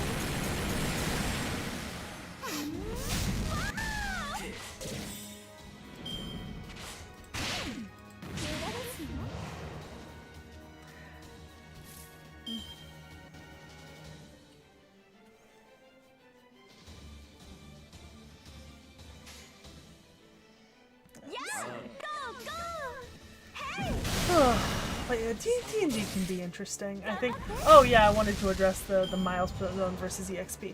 That depends on the type of campaign you're running, I think, right? Because in the case of there being like a very specific like story beat, right? Like in the case of like a preset or something like that, where you have like established like essentially story chapters and such that you're going through, milestone makes more sense then, right? Like, EXP doesn't make a lot of sense because it just adds a lot of extra work for you, and then it encourages players to kind of like try to get into combats, and then if they're not all together all the time, they can get their levels can become uneven. But in the context of like drop in, drop out, like bigger and slightly less structured campaigns, I think EXP is fine as a leveling system. I use it in both of my current campaigns. One of them is, I think, eight players at the table? I think it's 8. I could count it out, but I think it's 8 and 9 including me, or 9 and 10 including me. And I use EXP for that one because they're often broken up into like different groups. And I actually don't mind, because the party is so large, I don't mind having level disparity between them. But in my other group, even though I'm using EXP, rather than giving EXP to the person who defeats the monster, right? what I do is I just total up what I... And I don't even necessarily check the EXP counts, but I look at what levels they're at, and then I consider like how tough a combat is, and then I'll just tell them, each of you can have this much EXP, right? Like, it's a little bit more arbitrary. So that's a lot closer to milestoning than it is to like traditional EXP distribution. Oh my god. I am actually starting to lose my voice from talking. This is, you get me started on something like D&D, and I have opinions, I have thoughts. My first DM ran purely 100% on EXP that is only given to the people who participated in the killing of the monsters. And it was awful because it was a big drop-in, drop-out game. And we had like massive level disparity, but we also, but because it was drop in, drop out, there was rarely more than like 3 of us at the table at any given time. And so we could have like a level 5 and then 2 level 1s because their characters recently died and they'd had to like create new ones. And that's not really fun, like it's very inconvenient. Whereas my big game is not drop in, drop out, right? They're all there at the table. So it's, you know, everyone's getting something at some point or another, but they all also started with different EXP levels. So, cause a lot of my games, if I know, depending on the type of game, I'll let them start, like roll a dice and maybe start at the higher level. Pathfinder 2e? I actually use Pathfinder books to create homebrew for D&D a lot of the time. So I've never run a game in a Pathfinder system or in any other specific type of system, but I read and get the books from other systems very often. Like I collect them, and then I use them to modify D&D to either create homebrew using them or fit what I want to do with D&D. Because I think actually D&D 1 right now, yeah, D&D 1, is actually a pretty strict system. Like, there's actually a relatively low level of, like, true creative freedom within the game if you're playing to the rules, which is why I tend to play very loosely to the rules, right? Like, the rules are guidelines, and you as a player are always welcome to just ask me about something that you're unclear on, or something that you don't think works, or something like that. Like, I know, like, for example, the wish spell, right? By the actual definition of wish spell, right, it gives you the ability to cast any spell of level 8 or lower, right? Or something like that. But I kind of let my players monkey paw their wish spells, where I'm like, you can give me a wish, right? Like, write out the wish as you would make it, right? Or say it to me as you would make it. And then I will tell you whether or not that's something you can ask for. And then if it is, I will tell you what happens, right? Like, I would rather give you the freedom to be creative inside the limits of the game than tell you, no, let's stick to SRD, right? Because the SRD is inherently limiting, right? They cannot account for the amount of creativity that is present in players, nor the amount of variation across thousands of DMs and tables. A really good example of this is, like, for example, one of the games I'm running right now is very, very loosely based off of, hang on, let me click this in. It's very loosely based off of, is it Tomb of Annihilation? I think it's Tomb of Annihilation. It's very loosely based off of, and I mean incredibly loosely based off of. And I've got, like, for example, I've got like 3.5 drow players at my table, and because of the way that it's very loosely based, right, we kind of like decided we wanted to like revamp what the drow are in 5e. This was before that Rise of the Drow supplement came out.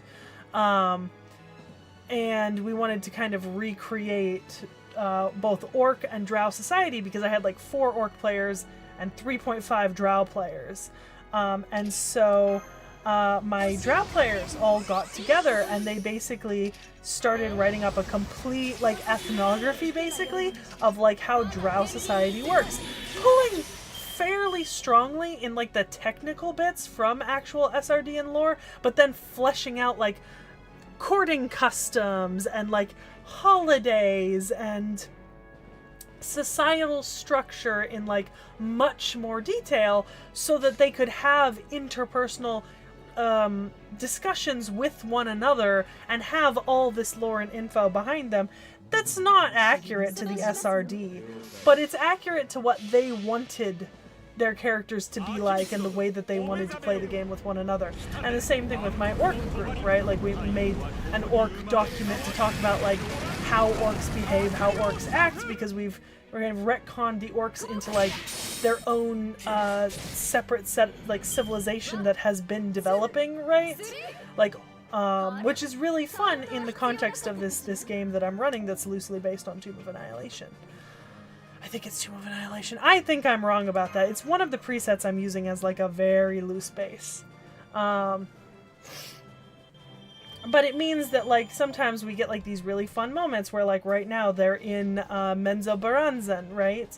And one of them is the heir to a house in Menzoberranzan that's fallen. And she's like, all right, I want to incite a rebellion and remove the current monarch from the throne and replace them with me. And then I'm going to democratize Drow society. And I'm like, you go, queen. How are you going to do this? Like, battle plan for me, please. It's actually, it leads to a lot of intense engagement on that part of the players into the campaign. So they're not just like showing up once a month to sit down and play a game. I get messages every couple days or like every week or so being like, hey, what about this? Or, ooh, this would be really interesting. Or I think this goes along with what's happening like in the world, right? And it's encouraged the players who are newer to get much more involved in actually looking into the world of D&D, right? Like more than just the SRD rules, but the actual lore of the world, like going onto the Forgotten Realms wiki and reading up on the greater lore of Faerun and other places in the world. Which has just really led to like a very positive introduction and association, I think, for all of my players, especially the new ones, because out of my entire table, only 2 of them had really played D&D in any capacity before, you know? So it's like, 7 people, 6-7 people who are kind of being introduced for largely the first time. And so many people have like bad experiences with DMs and stuff, and that's just like, that's my absolute like worst case scenario. I never want like one of my friends to have a bad experience with D&D because it's such a positive and fun thing. And if you have a bad experience with a bad DM, that's on the DM, not you, but it can be so alienating for like a new player who's getting into it, who tries, and then is just driven away by some sort of horrible circumstance. Or you go out of your way to join a new group because your old one you can't play with anymore, and then you run into one of those DM horror stories. Oh, no. No, that's horrific. For all that I rag a little bit on the DM who introduced us to D&D, at least he was very fond of the idea of creativity for players and community for players,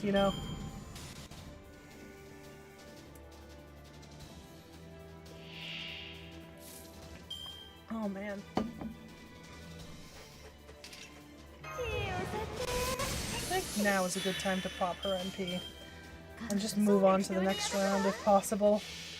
I need to stop hesitating on using NPs when I have them available. I need to use them and then work on recharging. Because that's a big thing for me that I don't do and I need to get better about it. I will never succeed in having a looping farming team if I'm not comfortable popping NPs in round 1.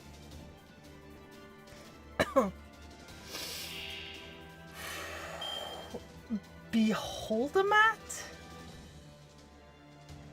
Is that like a walking mat that like turns into a beholder? That sounds amazing. What is this?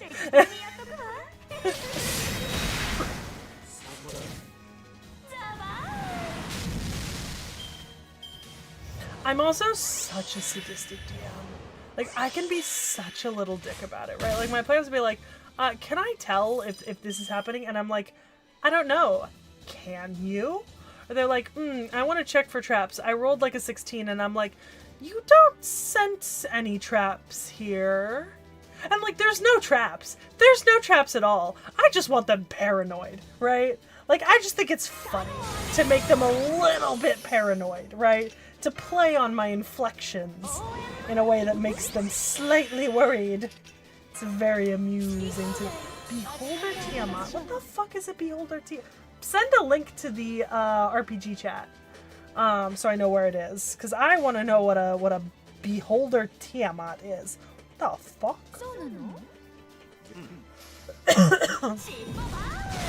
And it's so funny too, because like I've got like a rogue in my party, right? And they're investigating a dragon's horde that's in an underground castle in a city in the Underdark after they've killed the dragon. And like,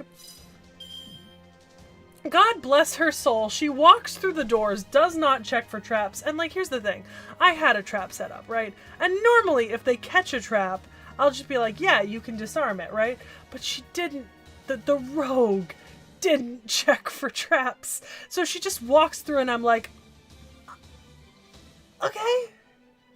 Well, a 2-ton granite boulder drops on top of you. You're down to like 1 HP. What do you want to do? And she's sitting there and she's just like,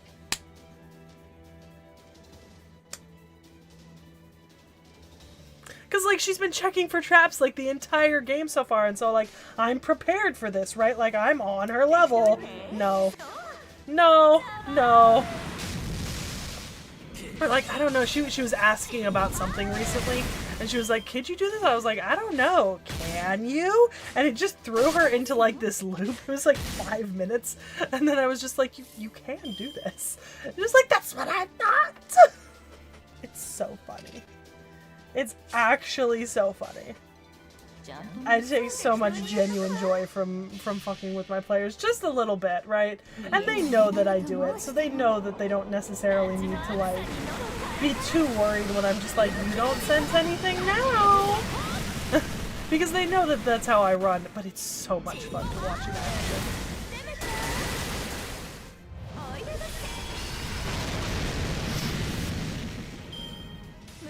I'm also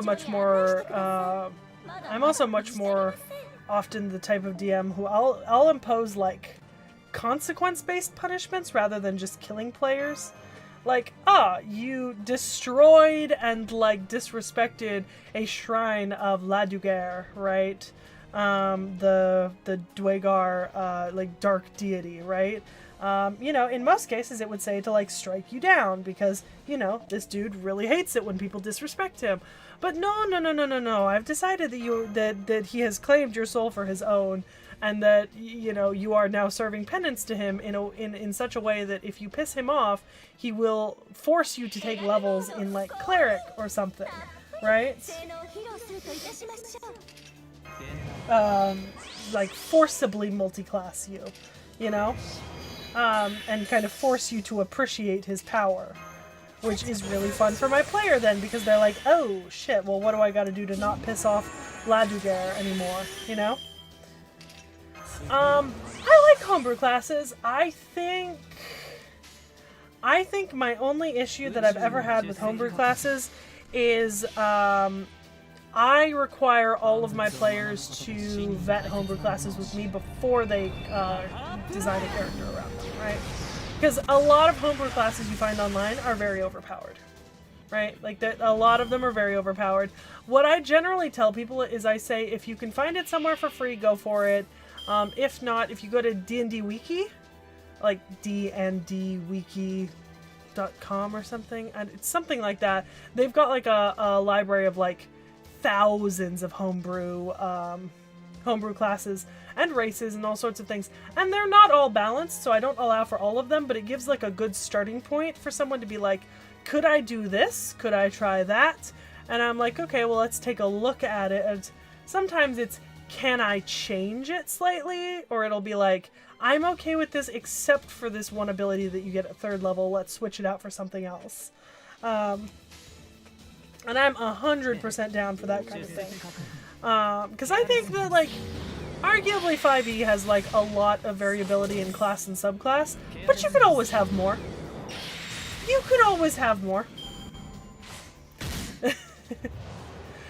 One of the things I've expressed really liking about 1D&D is the change to like half orc, half human rules, right? Is that it used to be that the presumption was if you were like half orc or half elf or something, the other half was human. But with the 1D&D rules, you actually get to pick which two races you're like half and half of. And then, which I mean, you could technically do before, but you would have had to like either just settle for taking, like you could have said on the old system that you were like half orc, half elf, not half human, half elf, but you still would have had to like settle for just taking the half elf options or the half orc options. Whereas 1D&D says that you look at, I think there's like what, 3 racial traits that you get per race. They say look at the 6 total that you would get across both races and pick 3, right? So just like pick the things you inherited from your parents. And I think that allows for a really good level of character customization.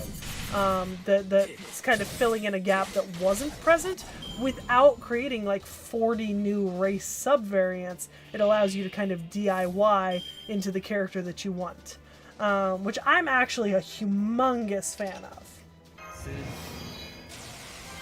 I think D&D 1 has other issues. Like it's not perfect, not nearly perfect. And I personally have some very large problems with the way that Wizards of the Coast and Hasbro are choosing to release and publish and do new content. Like I'm not a super huge fan of like the rate of content at which we're getting, the quality of said content, and the accessibility of the content. But it could be worse, I suppose.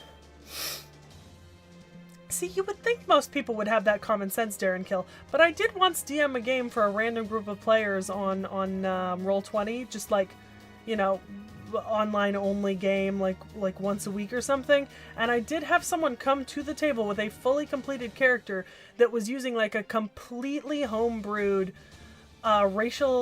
race interpretation of Tiefling and a completely homebrewed class, both of which were overpowered as fuck and made no sense to the setting that we had signed up to play.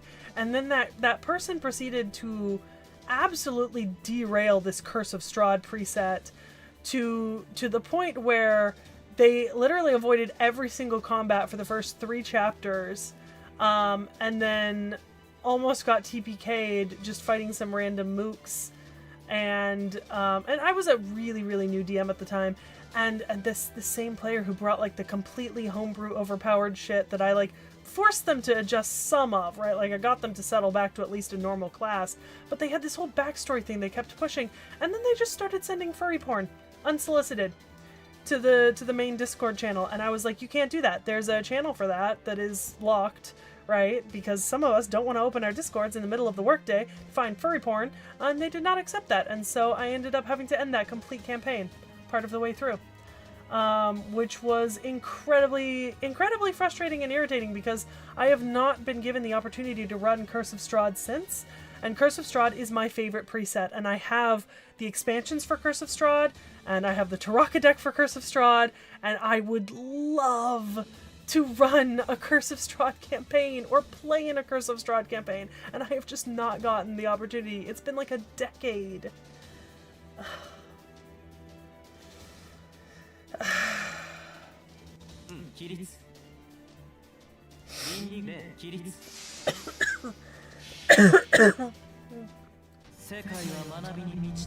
That's fair. I can't get over that.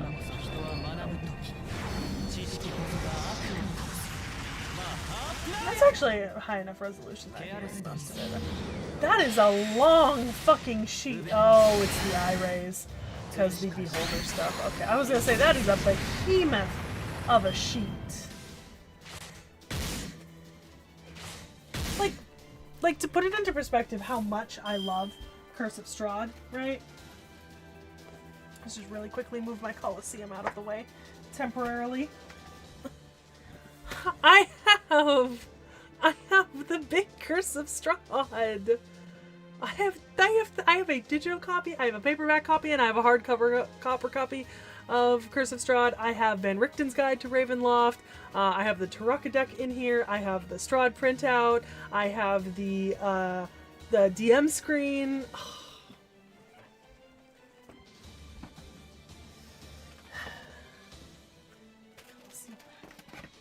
And I never get to use it. I never get to use it. The farming... Oh, I saw all the other things on that sheet.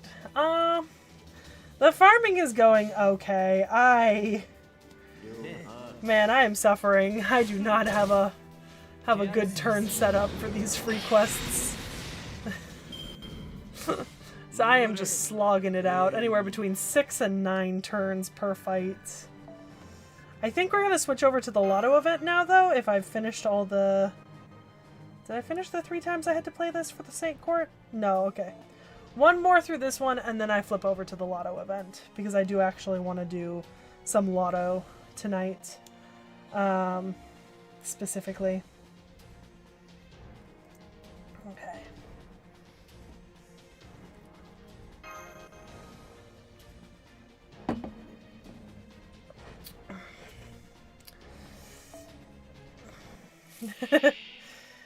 But yeah, to make a long story short, I'm butthurt over my experiences with Curse of Strahd, and I will never forget that, and that makes me very sad and very unhappy.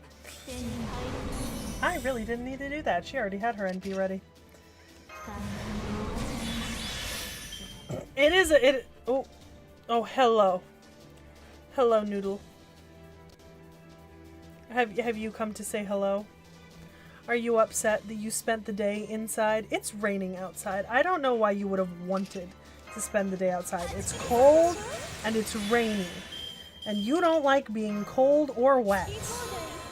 So I don't know why you wanted to go outside so bad.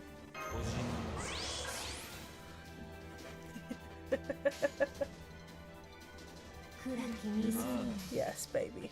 Yes, darling. You are very cute. I know. You are very sweet. You are taking up the majority of my desk right now. Because you are a big kitty. Good boy. I think the main problem is that anyone who's in my regular 2 D&D groups doesn't have time. Because they're already meeting with me. Some of them are seeing me 3 times a month for D&D. Because once for the big game and twice for my small game. Right? So like that automatically cuts out like a huge group of people. And then I think I'd want it to be 3 to 4 players, and it's very hard. Like, I could get 2 people, no problem, right? But 3 to 4 is where it becomes a little tricky, especially when I have to consider that I'm only really free, like weekdays in theory, I'm only free in the evenings after a certain point. And then on weekends, you know, I have recording twice a month, and I have the big game once a month.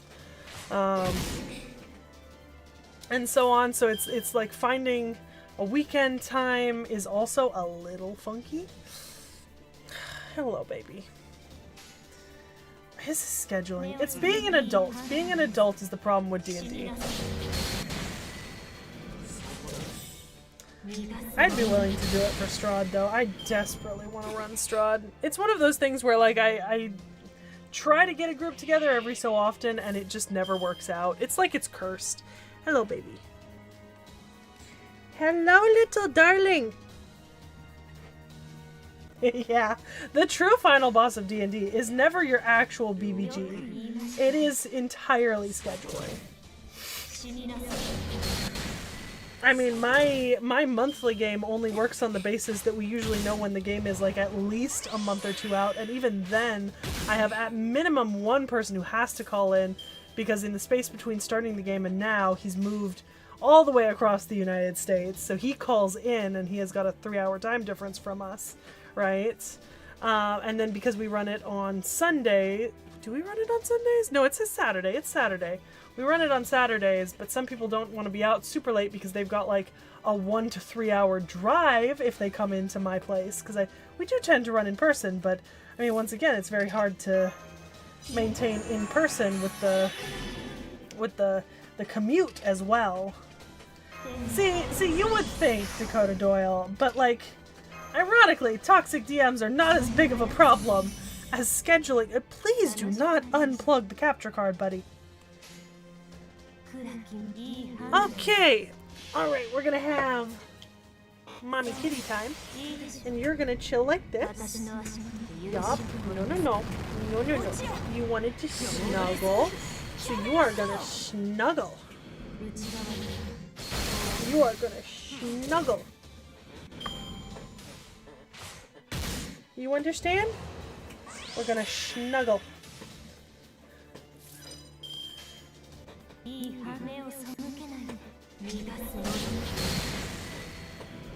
Yeah. You can get around a toxic DM much easier than you can get around scheduling, ironically.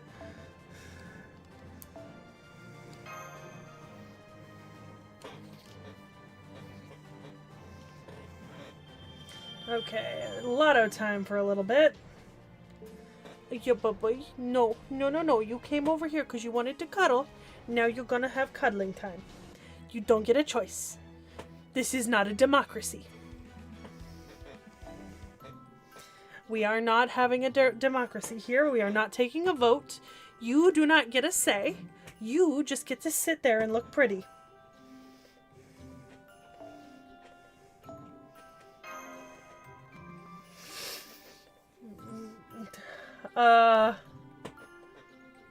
Are we getting another Destiny order? Do we get like one every year? Because it wasn't last year. Yeah, bye-bye. Yeah, bye-bye. Do you want out of cuddling time? Are you done? If I were to let you go, what are you gonna do? My desk is not an option because you just took a chomp at my my graphics card cord. You don't get to do that. Ah. Yeah, Morgan's not my choice for Berserker on Destiny Order. Yeah. I think my choice on Berserker was for, I think the choice I made, I want to say, was for Ibuki. But it's usually Ibuki or, God Juna.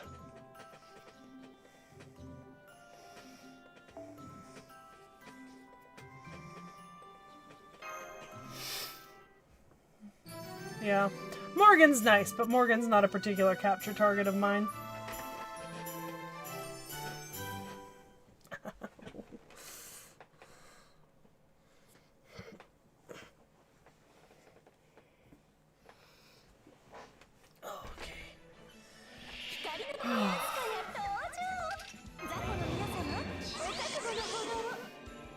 Oh. Oh, and you can't do what Knick-Knack does and go through Aniplex? Because I know he has to do that for the JP server that he plays on. Like, in theory. Because, like, couldn't you get around it by, like, getting, like, a Google Play gift card or something and then using that in theory? I don't know. I'm able to, obviously, because I've used it before for like, the GSSRs and stuff, but...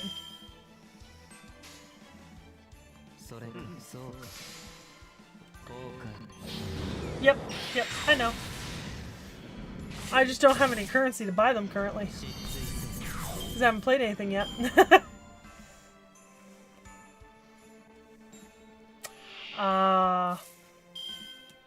That's really unfortunate.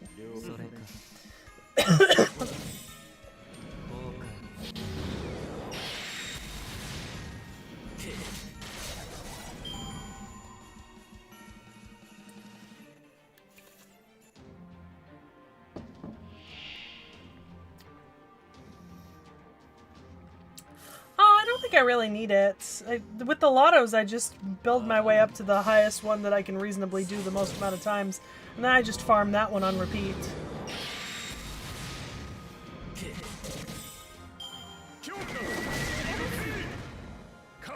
It's always worked for me in the past.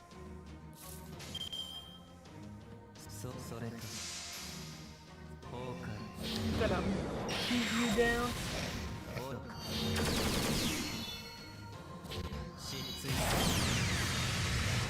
I'm not sure I know what you mean.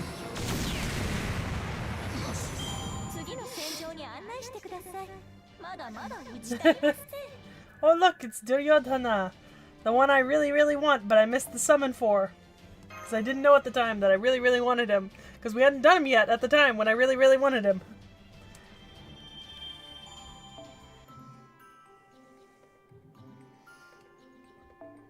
Yeah, because I know...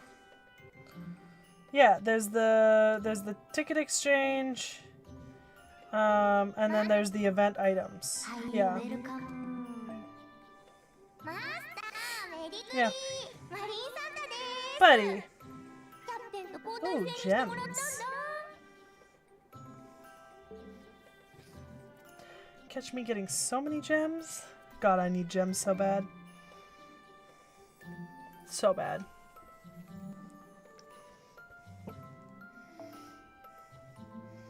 When in doubt, throw a berserker at it. And by that I mean all the time.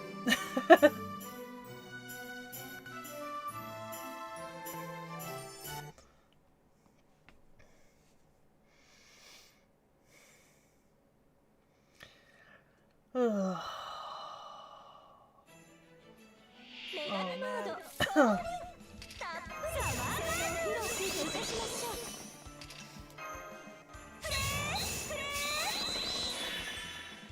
Yeah. The grind is just kicking off. We did some free quests, and now we're gonna at least make our way through like the base levels of the stuff that I can beat. And see what we end up with tonight. Oh. Okay. Yeah, I know. I remember from the last one. I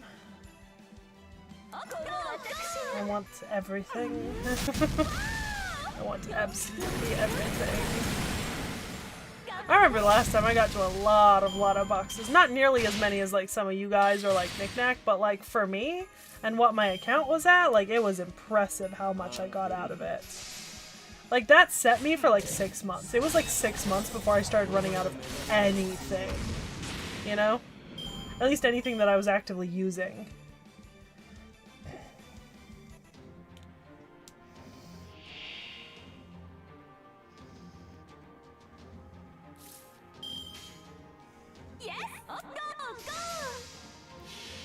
Ugh.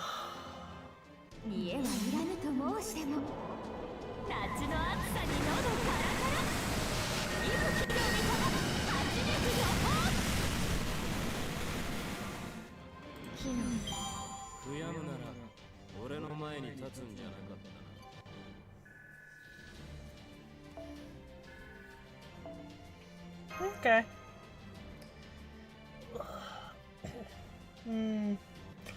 The last lotto was the I don't know, Tamlin Cup or something like that. That was the first lotto I did, and it was the last. I think it was the last major lotto to run that I remember. I think I got to like 200 and something lotto boxes. I played it non-stop for like a week and I think it also dropped around like Thanksgiving to Christmas, and I was dog sitting, and I played it basically non-stop for the entire week while watching Dungeon Meshi and a couple of other anime. Because my plan is to just binge all of My Hero all the way through while I lotto. See, I didn't do Ilya's Castle though.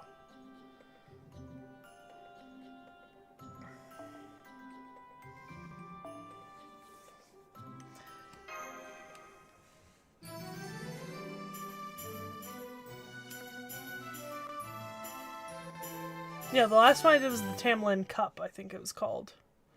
And it was the first one I did.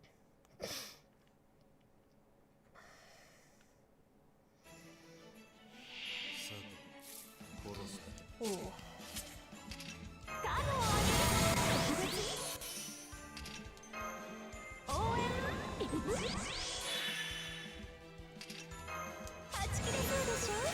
Oh, look at these unhappy snowmen. One of them's wearing a fez. Oh no, it's a bucket. Never mind.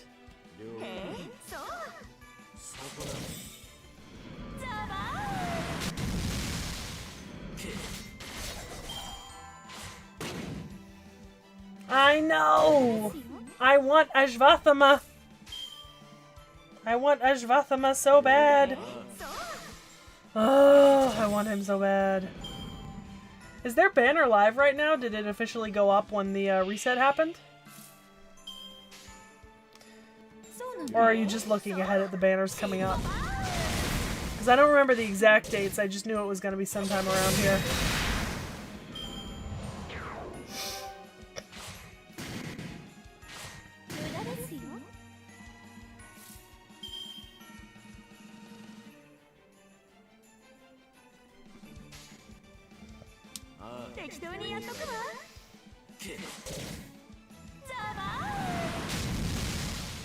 Okay. So I assume then that that's gonna go away in a little bit, and then it'll be the Skadias Vatama? Unless I was wrong. Because I'm pretty sure I was right.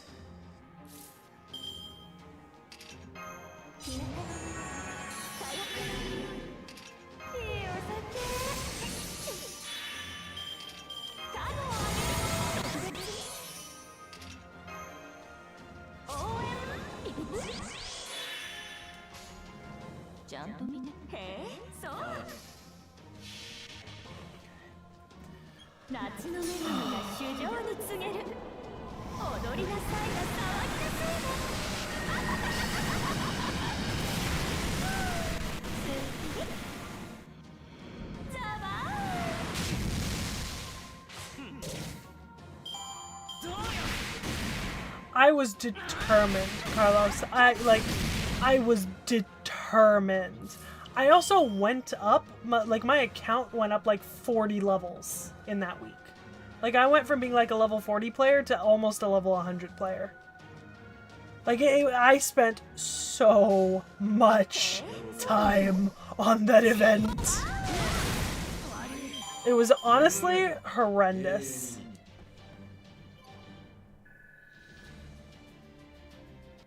Oh. I don't like turkey, but that's very cute.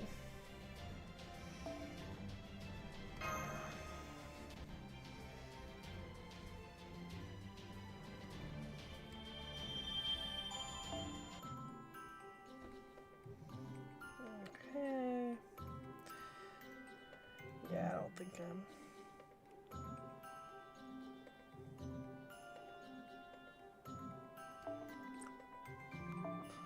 Oh, you need Nautilus Ornament for that one. Never mind.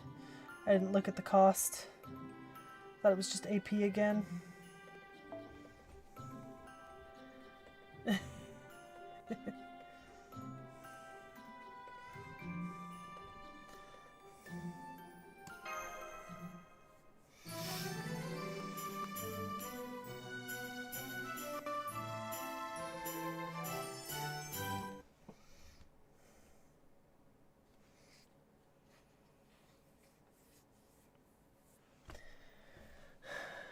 Yeah, I saw.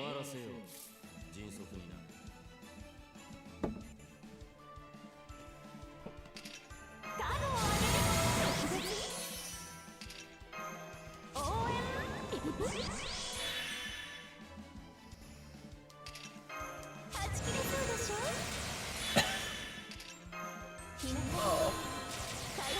Man, I feel rough.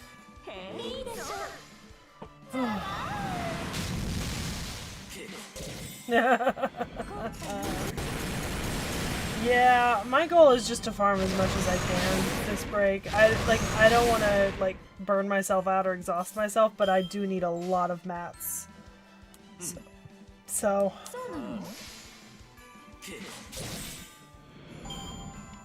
definitely gotta try my hardest.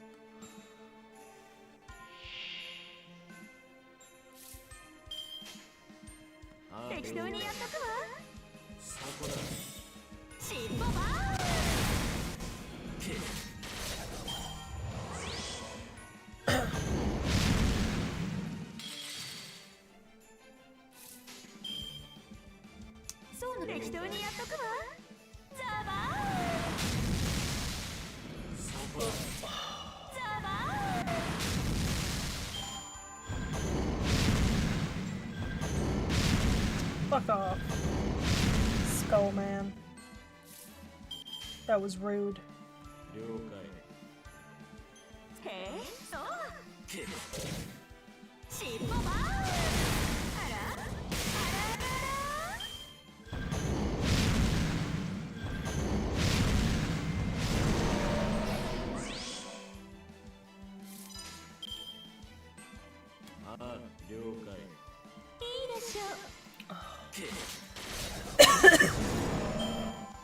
I also don't know what I'm gonna need through the next year, just because I do have a couple like summon targets and stuff like that.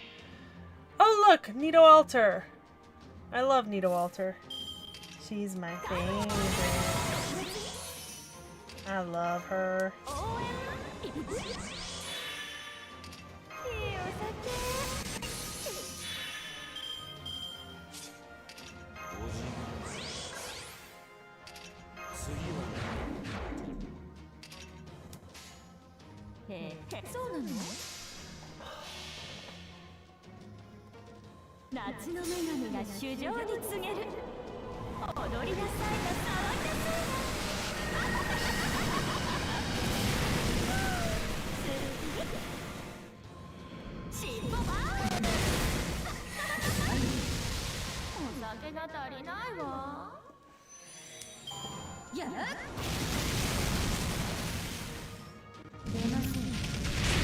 Stop hitting my servants. Such a meanie.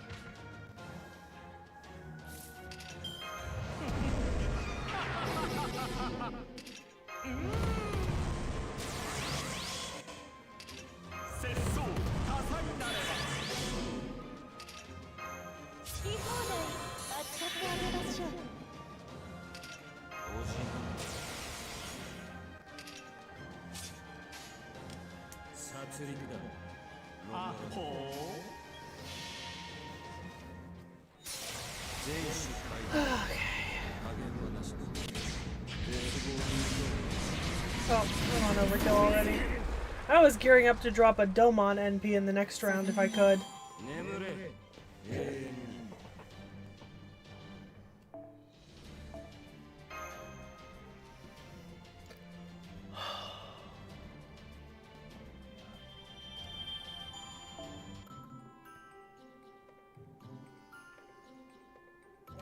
Still have the 90.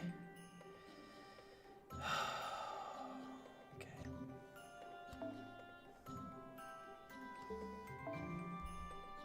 メンテナンスはプロフェッサーがしてくれてる。どんなに回しても故障。抽選。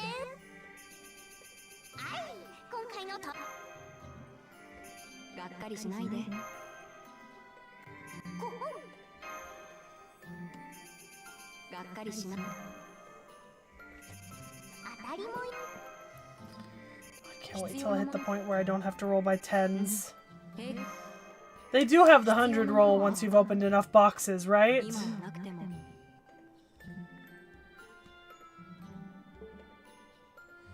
Because God, do I need that. Oh, what am I lowest on? They're definitely there.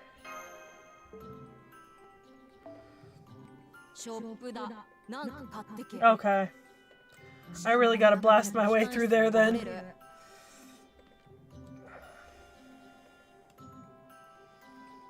Okay. Yeah, I see the CEs. Crystallized lore.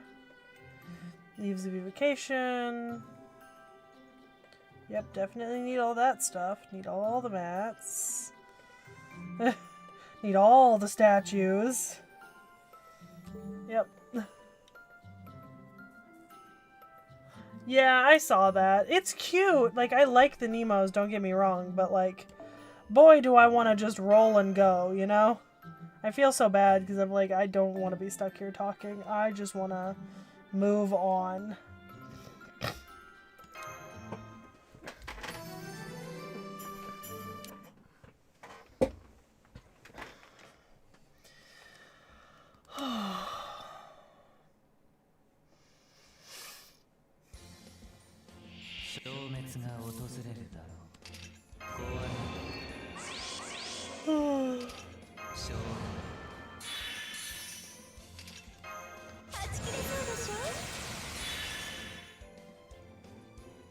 Oh yeah, no, Dakota, you don't need to worry about that. I will absolutely do it for the summon ticket. Like, I remember something similar from the Tamlin Cup. I have no intention of just skipping that kind of stuff.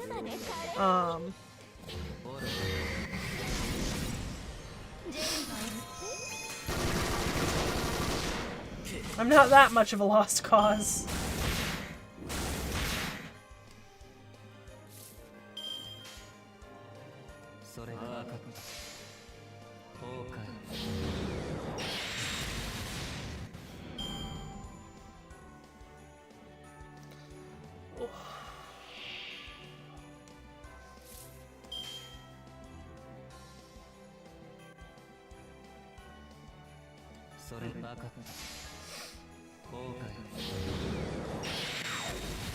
Oh, 630 left.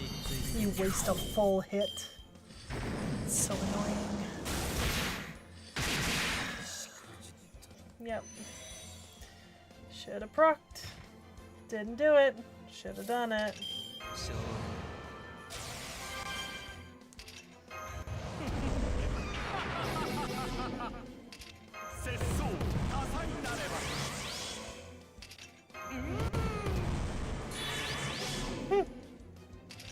Wild.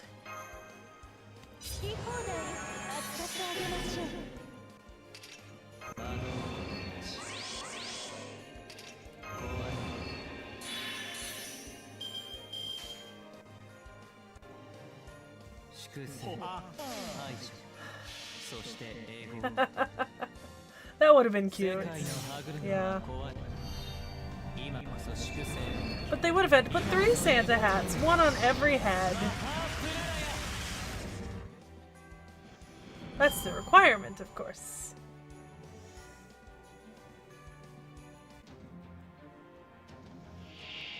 Yikes.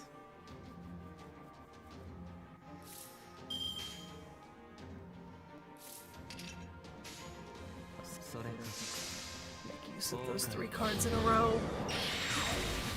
Let's see if I can do some serious. Yep, there we go.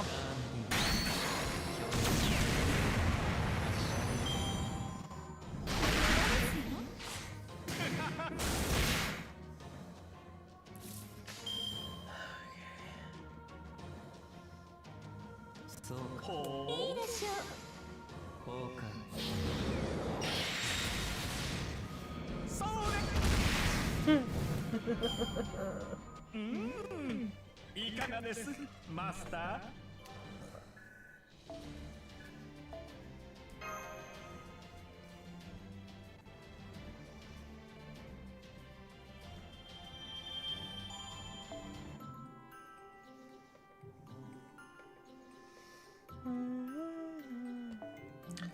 Alright, y'all. I think this is the last fight we're gonna play today because I am feeling rough. I think I need to sleep. Oh, interesting. It's a very abbreviated list of people who are available for me. Is there a reason for that? Oh, I have the event bonus filter on. I see it. I see it.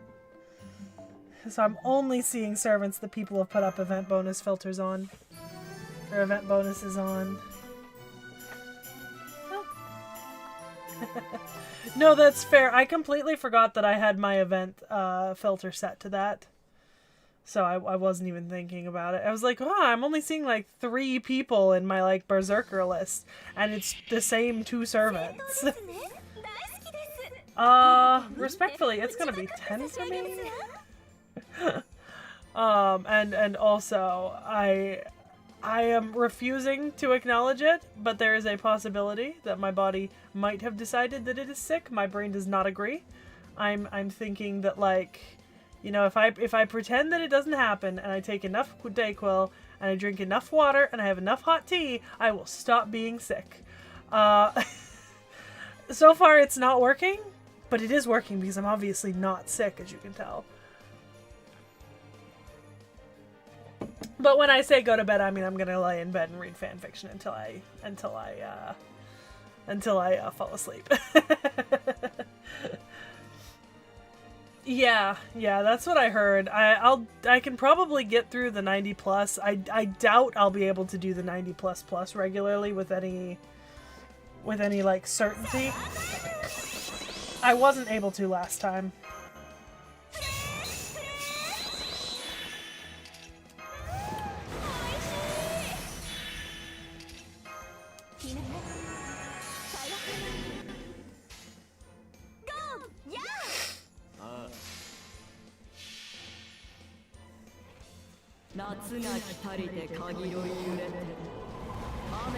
And my mom wants me up early tomorrow morning because we wanted to do some grocery shopping today.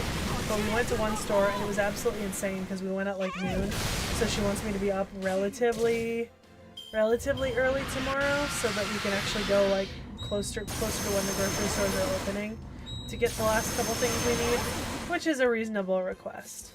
So I can at least attempt to get up at a reasonable time and not feel like something hit me with a frickin' freight train. I am so congested right now. It's just allergies. It's just my cats. I promise. It's just the cats. It's just the allergies.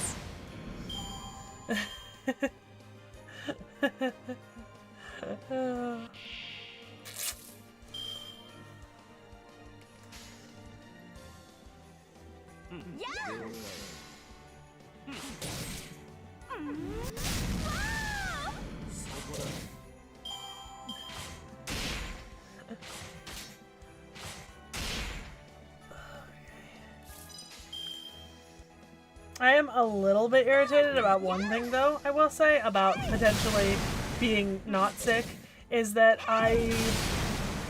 obviously I don't get paid sick days in my current job, so that like being sick during the work week is not good because I wouldn't get paid, but also it really sucks to be sick during what is supposed to be my vacation when I am not taking work jobs because there aren't any.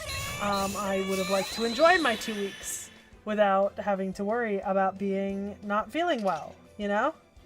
Like, that seems like a reasonable request. I don't want to have to not feel well during my vacation when I have time to spend with my friends and my mom. And instead, I am sick. I'm not sick. I'm not sick. It's not sick. It's just allergies. Oh. Ugh. I don't like that. The 1-for-1.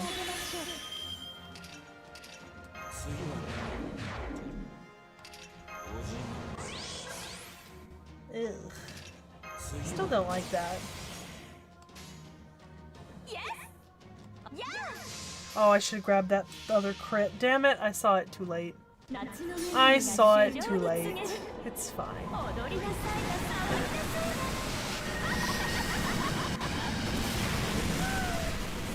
Somebody's dead. Oh, multiple somebodies are dead. Okay, so 90 plus I can definitely do. Nice. Give me the weekly mission. Okay. 90 plus is definitely possible for me on a general, like, repeatability scale. That wasn't too bad, actually. And then, I don't currently have access to the 90 plus plus. Is that because I haven't done the Nautilus-based quest, or is it because of, like, time scale? Because I don't have the 90 plus plus. Yeah.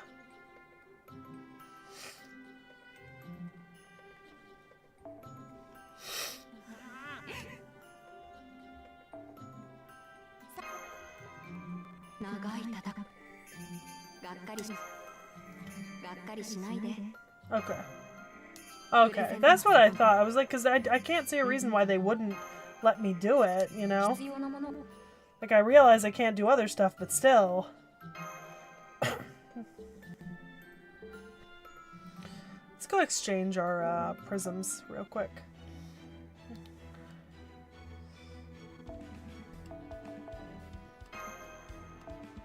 Hot Wheel Man!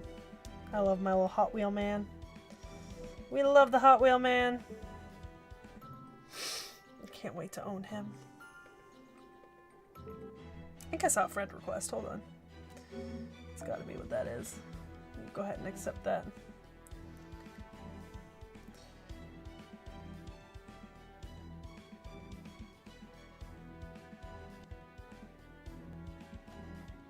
It's actually, I'm gonna not, because I don't really know that person.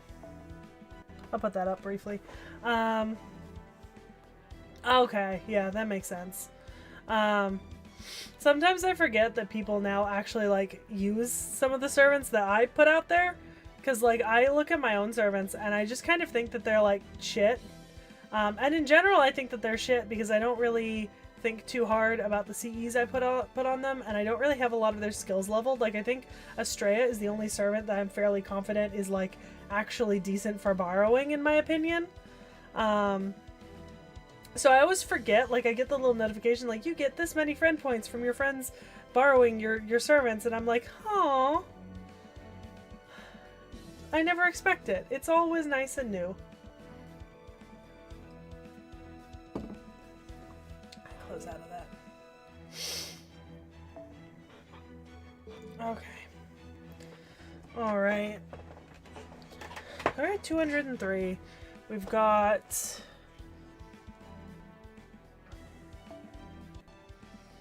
Okay, so 36 more St. Courts there. Well,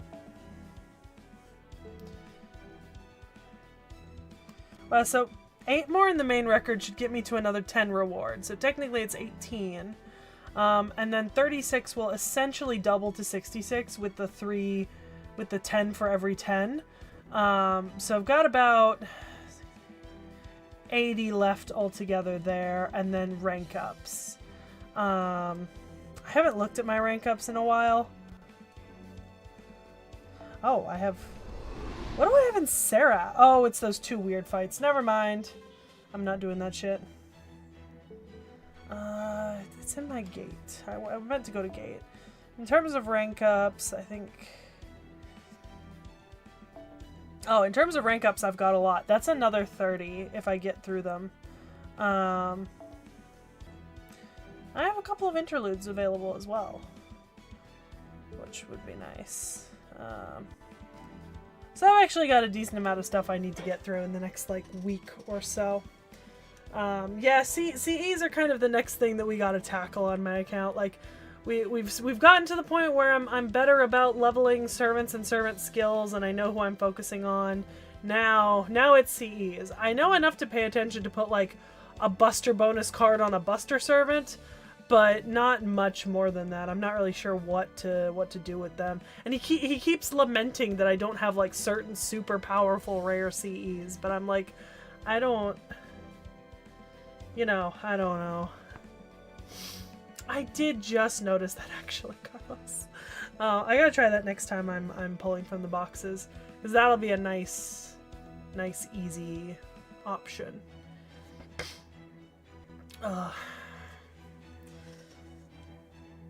Oh my god. Well, I've been pretty productive today. I've definitely gone up at least like 20 St. Courts just today alone.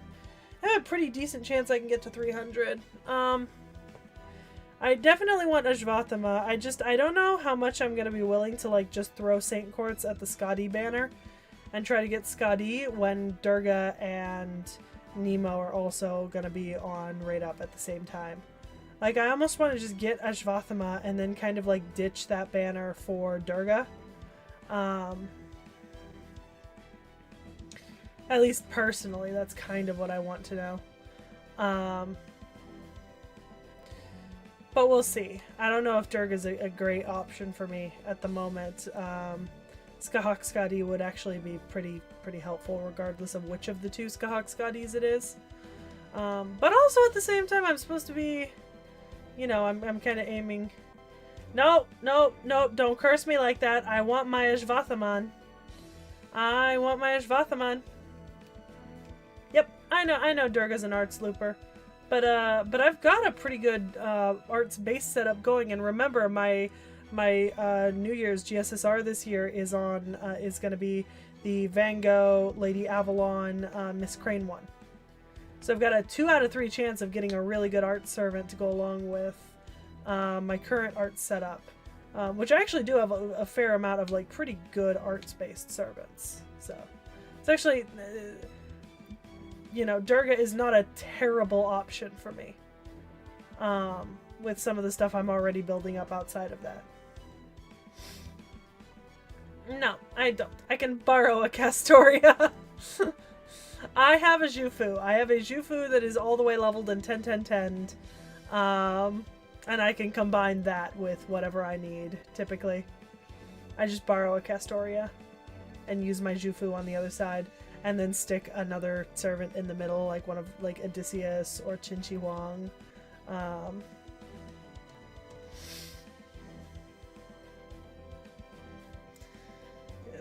Yeah, people keep saying that. People keep saying that, and I keep not rolling on Castoria. It keeps not being the priority. Yeah, because I was actually just looking at the New Year's GSSR earlier today because it popped up.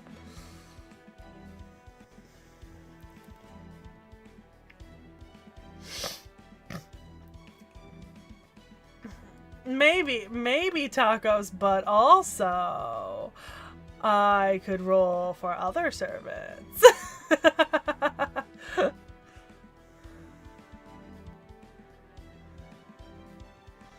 Oh, that is really tempting.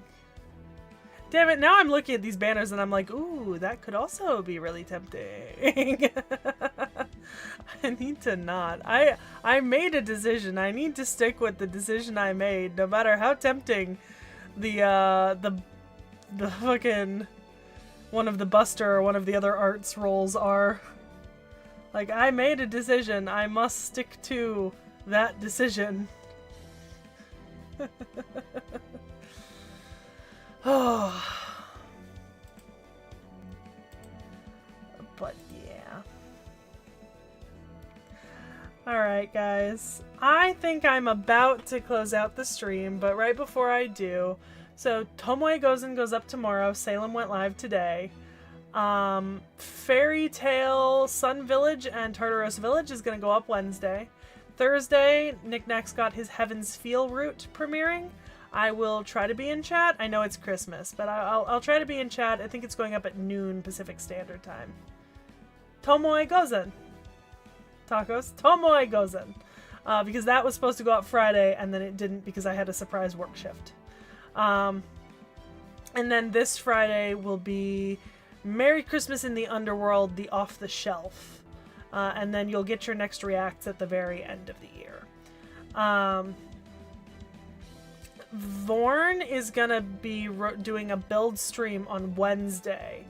No, Tomoe goes in before the Christmas Servant.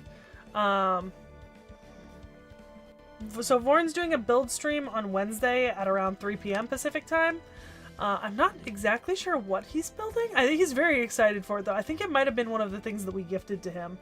And then Saturday I'll be streaming FGO again in the afternoon. So far, I think I've put down that I'm scheduled for 3 or 4. It might get pushed a little after that. I have a baby shower to go to. But it's in the morning, so I'm kind of hoping to be out of there by like a little afternoon. I don't want to spend the whole day there. And then next week I'll be running like starting like Monday. You'll be getting another FGO stream from me. Oh, Baldur's Gate Friday at 4 at the normal time with Vorn. Forgot about that. Next week I'll definitely be running at least one FGO stream, if not 2. Next week's also probably when I'm going to be doing all my rolls. Like anything I'm ready for, I'll be doing next week. If they're available to me at that time. And then I'll be running at least one build stream next week as well, because I've got at least one Lego set to put together. One piece Lego set. I might have two. And probably another Anno 117 next week. So I'll probably be streaming at least 3 times next week. Times obviously to come, but since I don't have work and I don't have a whole lot of other obligations, it's not really... I can kind of stream at any time that I want for as long as I want, with the exception of spending some time with my mom. So, I won't see you guys again in person until Friday. So happy Christmas to everyone who celebrates. And I will see you before our next holiday comes around. Have fun with the lotto, everyone. Bye.